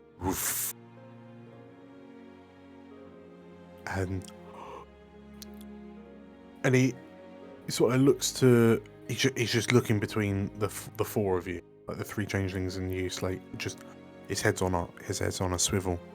Yeah, it's pretty wild, long story. Wouldn't have found out unless I became an adventurer and stopped hanging out in the cave, in the forest. So actually, it's sometimes kind of good to go traveling and see the world and not just be stuck in your cave all the time. And he kind of raises an eyebrow, and he's got that look in his eyes like he's about to chastise for talking up to him like he normally would. But then he sort of takes another. He then takes a look at you, the Warhounds, and kind of catches himself, and he he sort of places a hand on the shoulders of the three changelings and, oh, I didn't think. I thought Slate was here. Oh, and he sort of like wanders around and starts kind of looking on the spot, just watching this old man inspect. And then he turns his head and he steps into the group and kind of looks at you all and so you're Slate's friends, are you? Sure. Yes. Yes, we are. Oh, and he looks up at you, Balthazar, and looks up and down. He seems very perplexed by you. I think we're Boom, friends. boom, boom, Yeah, as he taps yeah. you with his staff. I haven't asked Slate if we are friends, but I think we are. We're new friends. We're new friends, yeah. And looking around, he sort of scans the group, and his eyes land on you, Hiraman. I assume you're the leader here. Nope, that would be her, and I point at Badger. He gives you a confused look, Hiraman, and his head turns down to Badger, and he. Oh well, I never. But of course, obviously, it would be the gnome that's leading the party. Good people, gnomes. You're good people, he says down to Badger. Behind Baz, I'm gonna be like, oh my god. Oh no. I'm sorry. Honorable forest defenders. The gnomes. Anyway, what's this tosh? What's this balderdash about Beast of Malar? Well,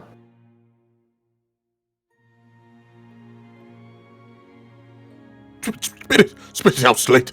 We haven't got all day. I was actually. You know what? You guys take your time. I'm gonna look for where Emily went off to. Oh, She's right behind us. She's here. Yeah. She is. She reappeared. She's got a squirrel. It's dead.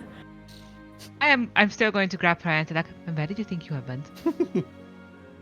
He was looking at me funny.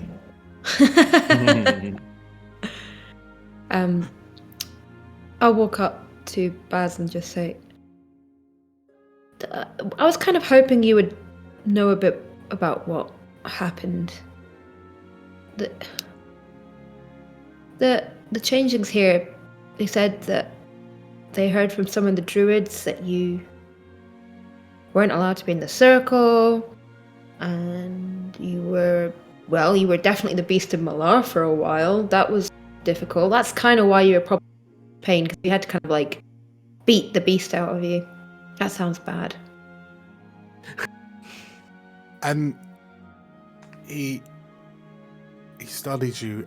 When you mention the circle, you see something that you don't remember seeing very many times at all, and you see Baz look like ashamed.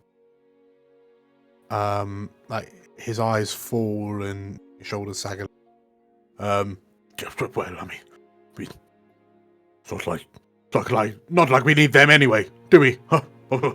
And I mean, fairy tales, the Beast of Malar. You can't become a Beast of Malar. That's rubbish. This is rubbish. You thought you might afford a beast, but and then he like something twinges inside him, but although I do feel like I've got a few rounds with an Albert. And he looks back up to you and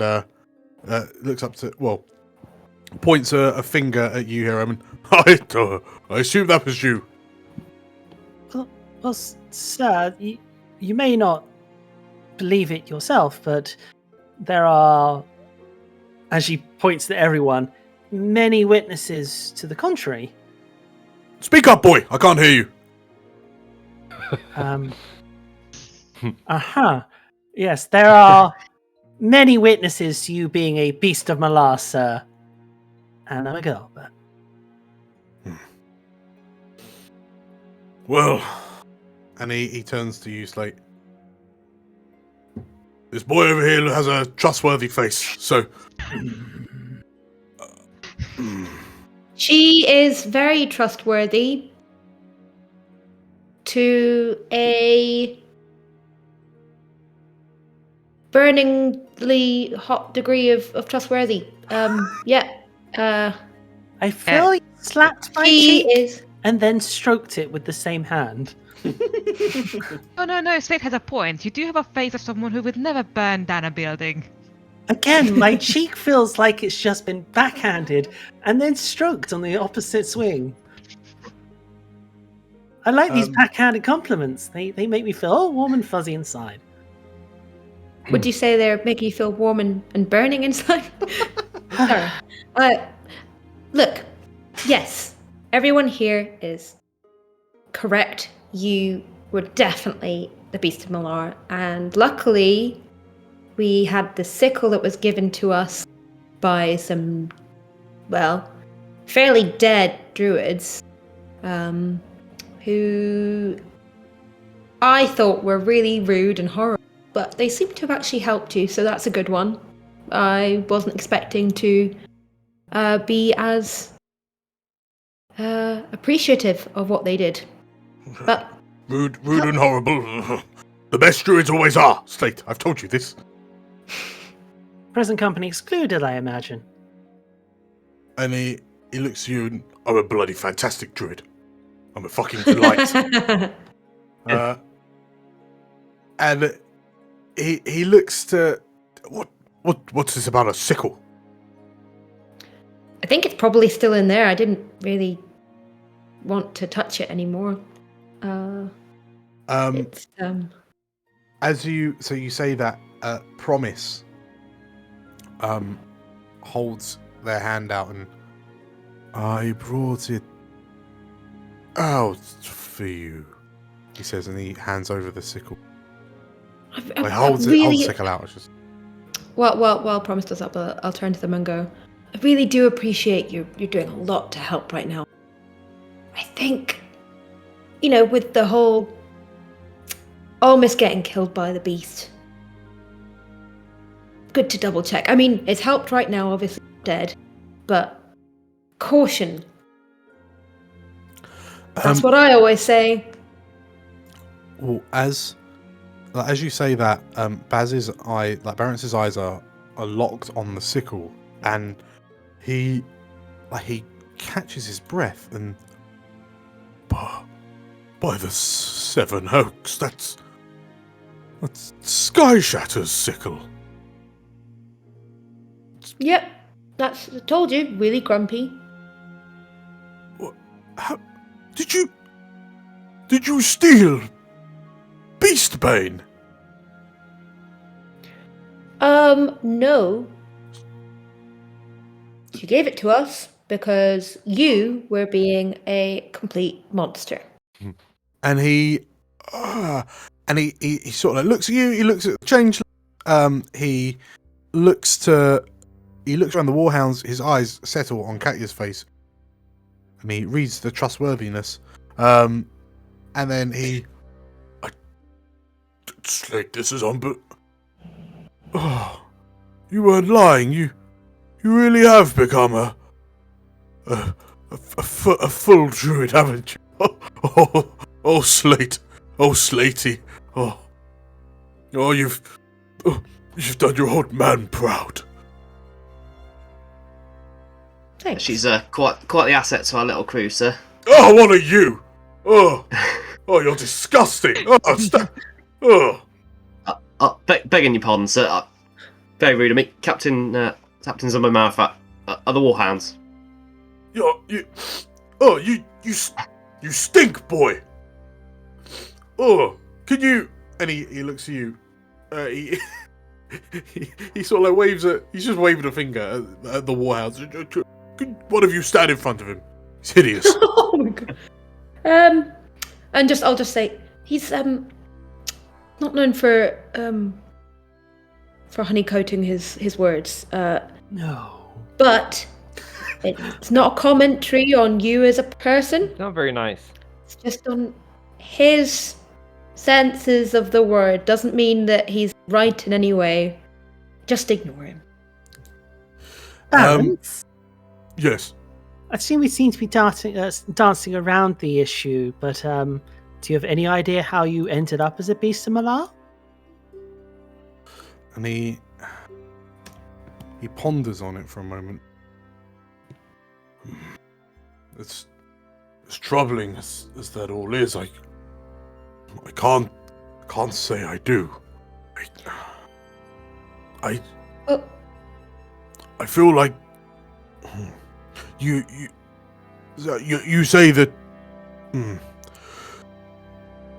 after you left Slatey, I did return to the Seven Oaks, and I suppose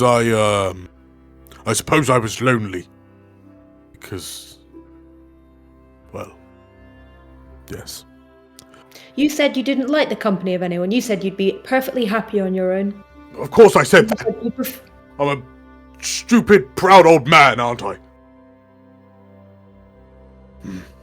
Well, if druids as powerful as me are being corrupted by the beast god's foul influence, and we should speak with it.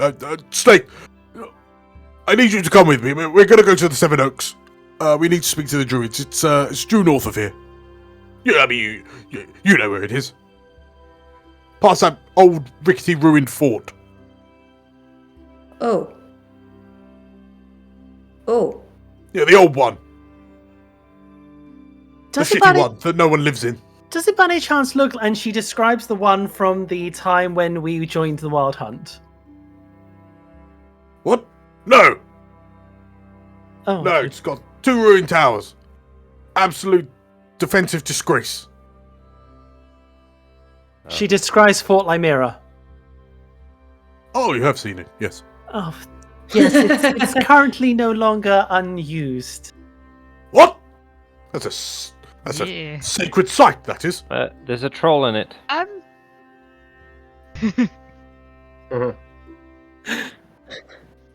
Sorry. I really do think we should get some drinks before we continue, because that is then gotten to the actually shocking news. Yes. What has been going on? Well, somewhere in here, I think, and I'll lean to Hiram and to the rest of the warhounds. Baz used to keep a little secret stash somewhere in the cave. Oh, did you smoke if you it? distract him. Is that what he Yeah, did? what we talking? Booze? What's it? It's very, very nice ale. Pipe weed? What is it? Are you old enough to know about pipe weed? I think Sure. we're just talking about the ales. I don't know where he got it from. He always found this quite nice stuff. Somewhere in the cave. I know exactly where. Don't tell Baz. If you distract him for a moment, I'll see if I can go get it. I mean, we can try. Just ask him about animals or something. He loves animals. What's your favorite Has he met squirrel? Jewel yet? Oh, yeah. And Catcher half pushes Drool in front of her. He sort of digs his heels in like, oh. Okay. And, like, as Barents turns and, sees Drool, he sort of, like, regards the Mastiff with this kind of nose up gaze, and then he very creakily drops to one knee, and you see he whispers some kind of words of magic to himself, and you as Slate's off in the cave, you just see this old man just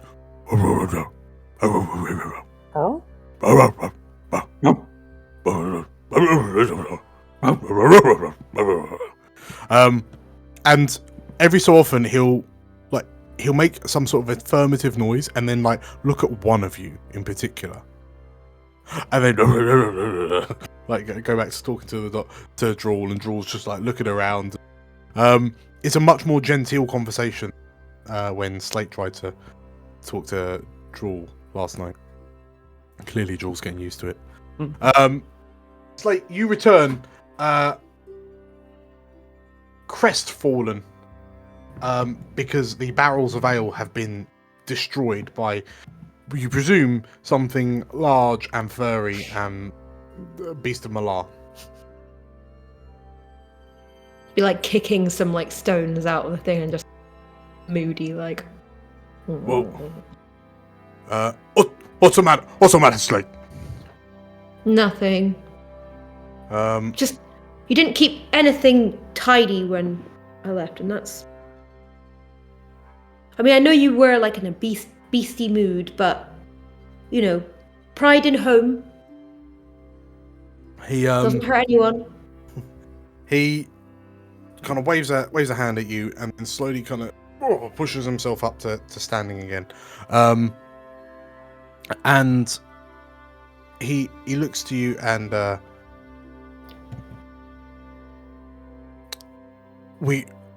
really appreciated it. Like, what is it? What did you come here for? Like, ideally, I need to go to the Seven Oaks. Slate, I need you to come with me. If you're saying that I'm becoming a beast, that's something that has to be discussed with the other elders. Yep. We can go. We can go, right? We can stop off and camp in that abandoned keep. Again, sir, it's not abandoned. Yes, we just got to be careful of the. Troll. Yeah. Oh, bloody trolls! Fine, we'll kill the troll, and then we can rest there. Tempting, very, very tempting, but no. It's decided then. 2 trolls. Fantastic. There's 2. 2 trolls, not a problem.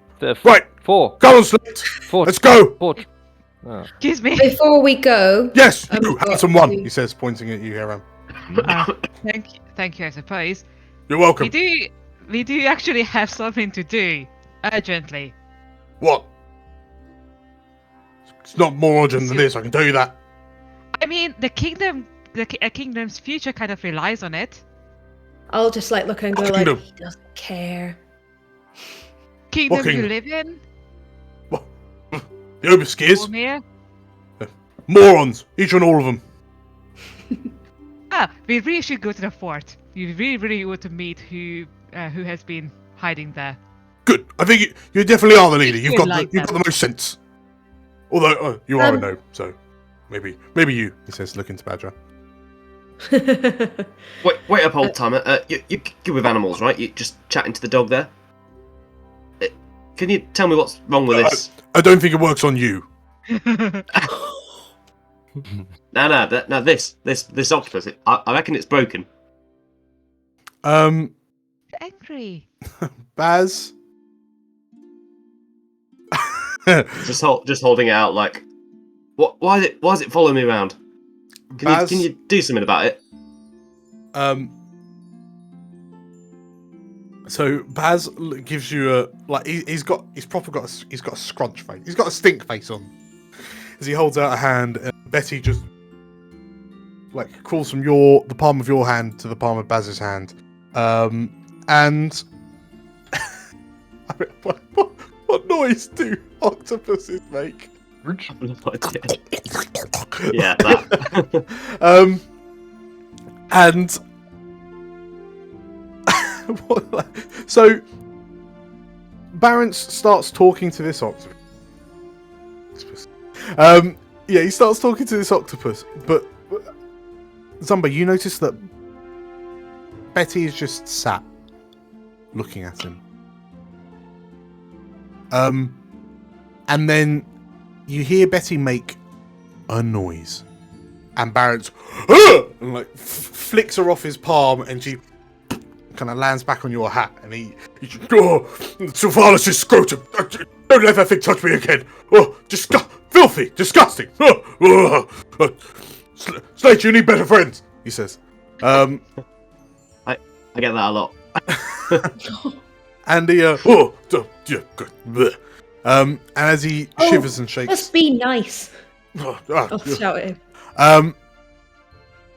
And he sort of looks at you. Right, come on, we'll head north. We'll stop at that keep. We'll kill the trolls, and then we'll head off and we'll speak to the elders. Right, good plan. We'll have some ale when we get there. Off we go, he says, and he he bangs his staff on the forest floor, and you watch as he shrinks and just turns into a small owl. And lands on your shoulder, Slate, and with one wing he points forward. Reluctantly follow, I guess. And before we go, I'm going to turn to Hiram and just say, thank you for really putting your whole life on the line there, and also for not, killing him. You don't want to lose someone as kind and witty and funny as that from your life, so I appreciate you a lot. And I'm going to cast Him in the Heal chest before. Cure Wounds as well. Okay. Thank you. So,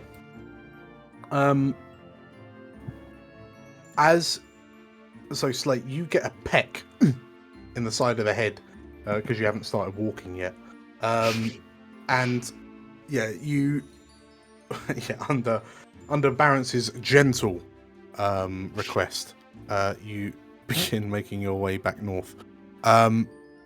As you begin heading north, are there any conversations happening among you? It is a 4-hour journey back to Lymira. Well, why does he want to go to Lymira? Well, because it's an empty and abandoned fort that's only got 2 trolls in it, so you can kill those and stay over the night. Can we convince him not to leaves, go right? there? I mean, you can give it a go. He Don't won't think we can kill convince him of people. anything. Walloon's lovely this time of year. Yeah. Honestly. Abathazor will tell him he's really scared of trolls.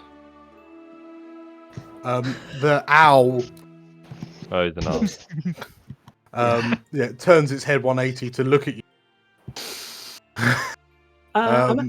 Imagine Katya will sidle up next to Slate Mhm.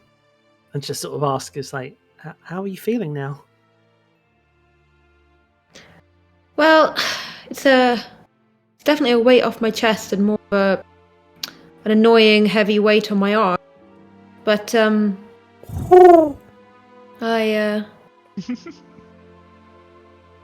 very relieved, and I'm very grateful. I'm lucky to have all of you in my my life. I would have been probably stuck in Arabelle or Tuzel or somewhere just doing nothing, just smooching and mooching about. But you guys have given me a lot of purpose, and I'm grateful for that. As I said, we're here for you, and you're there for us. So, Barons may not know it yet, but I think we're lucky to have you on the team. Thank you, Katja. The owl ruffles its feathers. I think it may take a while for Barretts to realise how lucky we are to have you on the team. Long while, it may seem. As you're walking along, Badger turns to you, Katja, and Katja, Yes, Badger. I can't help but notice that you seem to have something on your mind since Stagstead's. Is everything okay? Was there something that you saw that? I mean, Yes. now that we've defeated the beast, but you've still got that look in your eyes. Yeah. It was Do you remember the big man that that Hiram got carted out of the place? Oh, he looked like a right ruffian. Yeah, his name is Quentin Torvoth. He was the guy who helped me get out of Zazale, and as I've kind of discovered, not by his choice, but Oh, so he was a friend of yours? no, he's I don't know how much I've really told you lots about the troop, but there was this group that worked on the side, the people who weren't very musically inclined or couldn't react to stuff. They were sent to the boys and were trained to be thugs and ruffians, and they did all of Ursula's dirty work, and Torvoth was one of them. And when I escaped, he was the one who found me first, and it seems through my newfound abilities, I convinced him to help me get out of Zazale. At some point, that effect must have ended, and he tried to attack me at Jester's Green, and I left him for dead. But besides the point, You what? Sorry? You left him for dead, Catcher? It's a long story, but he attacked me, and I panicked. I grabbed my mum's knife, and He didn't look very dead, Katya. no, he wasn't, was he? But in any case, when he was being thrown out, he said he was an advisor to the king? Which doesn't make any sense. Unless... And this is where I panic, because as she points to Badger's arm, Ezered mentioned something about her possibly having this power, Ursula. And if she's managed to weasel herself into the courts, I don't know what I'll do. I need to talk to Magnus. I need to know what's happening in Zale with Ezerad and who he's surrounding himself with. But I fear that... I feel that Ursula may have... I feel Ursula may be involved with Ezerad. And Torvoth is just the first piece of that puzzle. Why else would he say he was advisor to the king? Well, I'm sure once we're done here, and well, we'll probably be heading back to Arabelle, but I'm sure we'll speak to Magnus tonight when we get back, and we'll figure it all out, Catcher. Thank you, Badger. Maybe Raedra and her crew might know a bit more about some of the... Oh, yes. I people mean, that- if there's anyone that knows anything about Ezered, it would probably be Raedra. I mean, she's his cousin and everything. It was on my intention to ask, Magnus and maybe any spy masters they had, or, maybe if they weren't so forthcoming, have a poke around. I wouldn't do that. I'm joking. I still aren't fully sure how this all works. Maybe I'm joking. I don't know. But Magnus seems like he would be weak-willed. No. Okay. So with that conversation, the journey, you're carrying on with the journey absolutely fine. Baz is just in owl form. Every so often he springs off your shoulder, Slate, transforms into some sort of small woodland predator, like a fox or something, and just kind of runs off. You hear like a as some small rodent meets an unfortunate end. Like Baz in wild shape kind of comes trotting back, licking his lips, and then turns back into an owl, repurches back on your shoulder. Picks out a bone, spits it out. Yeah. Hit a spittoon somewhere. Yeah. As you begin that now becoming more slow ascent up the side of the hill which Fort Limera rests upon. So you're about half a mile out or so. And Hiram, as you're walking along in the distance up ahead, you hear an explosion. And Oh no. the sky that is darkening by a setting sun illuminates as you see what appears to be a mote of light. Well, a mote of light explodes in the sky above the canopy, a bit further up. And if I can ask for an Arcana check from you all. I will still be rolling with disadvantage because I'm still knackered. So you will. Can I use my 1d4, please, Dan? You may. Cool. Is it For free? That sucks. some reason, Dan, I didn't roll a number.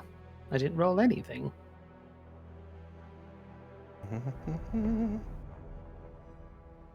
There you go. I rolled a 5. You rolled a 5. And then Badger Ooh. rolls a 19. Yeah, Balthazar, it's a bit, you can't quite see it through all the foliage. I'm playing. Zumbo and Badger, playing I with the assume owl. because of your shorter stature, you're able to see the gap in the canopy. Yeah. You recognise the mote of light that exploded in the sky as a fireball been fired directly up, almost like a flare. And then Hiram, you hear a voice in your head. And it's Magnus's. Hiram! They're here. What do you do? Go. I think Magnus and co might be in trouble. The I thing think that just went past was Magnus? Oh, he sent a message. I think the fort is under attack. Oh, Oh, should we go? suppose dear. we better go save him. Should we go save them, or help, or run away? We need to help. Probably should go help. We can't let him get Renna. She's still there, remember? Which I forgot about, Brenna. Yeah. Yeah. If they capture her, all our little stealth mission will be for nothing. Very true. We need to help Magnus as well. Yeah, him as well. And Axicas You like Magnus? and Fish. He's been part of our Thought group that, the for- Beast of Malar and some of us are kind of hurt. Let's go help. Let's go help Idra. Okay. Yeah. We have Talking about Hiram being hurt, can I pump some hit points into him? I was about to Yeah. say, did we take any short rests on our journey? Fortunately not. She's I will dump a 3rd level spell slot heal. Mm-hmm. yeah. Let me just check. I'm halfway back to being on a good health. Okay, That's I'm gonna something. do another Yeah, as well. you're good. You're good Oh, now. train 2. I think Wait. train 2 is comfortable. Okay, cool. How long have we been walking, Dan? About 3 hours. Okay, alright, Hex, finish them. Cool. Yeah, I literally do have very little prepared spells that are actually of 3rd level. Happy to expend that to get you back as much best as possible. Well, it sounds odd, but for an action, she's going to have strummed her lute of resonance to regain a bardic inspiration. That's the word I'm looking for. Okay. Cool. So, as you all begin, hurrying on, Cat is playing a lute, slapping each other bells. Yeah, you. Badger looks at you and, "Come on, we have to hurry," she says. And as you all begin kind of rushing up the hill towards the fort, as you get closer, the sun begins to dip over the canopy, and you notice that the sky is turning like a reddish orange, and off in the distance is the telltale sounds of metal ringing out on metal, and the cries of fighters and warriors. And as you arrive at the periphery Ooh, shit. of Fort Lymira, you can see that the front gates in front of you have been blown open, and the wooden gates are charred. There are purple dragons up on the walls of the fort in a desperate fight. It's difficult to see kind of who's who, but through the broken doors into the main courtyard, silhouetted by the tents, which are now ablaze, you can see a number of dragons, purple dragons, fighting purple dragons. I mean, these two twins are on opposite sides in the war. I mean, that's how serious things have become. And as you rush forward and see the chaos and carnage ahead of you, we'll call it there. Ah! Boo. Boo! So we've got a week to work out which side we're joining then.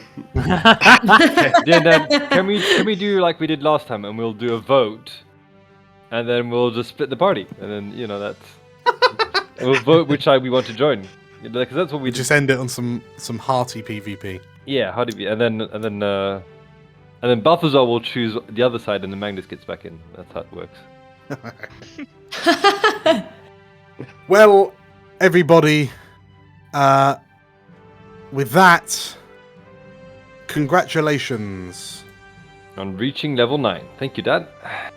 on completing session 12. This end. We will see what the Warhounds do do in the attacked fort ahead of you. But yeah, I guess we'll find out what happens next week. A real quick thank you, shout out to BIRDIEMAPS again for giving us the amazing cave maps that we used during the Beast of Malar fight. There'll be links to BIRDIEMAPS' stuff down in the description down below. Otherwise, thank you for playing, everyone. Thank you, And I will Dan. see you. Thanks so much. Thank you, Dan. Thank Next you. week. See you soon. Bye bye. Take care. Bye. Bye. As the sun sets on the Warhounds' time in the King's Forest, they face one of their toughest choices yet.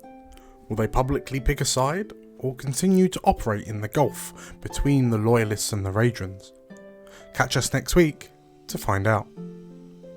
Thank you for watching this video, and thank you for joining us on the adventure to date. We feel like we're really getting the hang of it, and we're excited to see where the channel expands in the future. If you like what we're doing here, you can find links to the various Explorer of Elsewhere socials down below in the description. We'd love it if you could like and comment below, and if you're after some more quality time with the Warhounds, you can click here for another video. We'd love it even more if you could subscribe to the channel over here to keep up to date with our new releases, videos every Sunday and shorts on Wednesdays. Again, thanks to you and to BIRDIEMAPS, and as always, may the realms endure.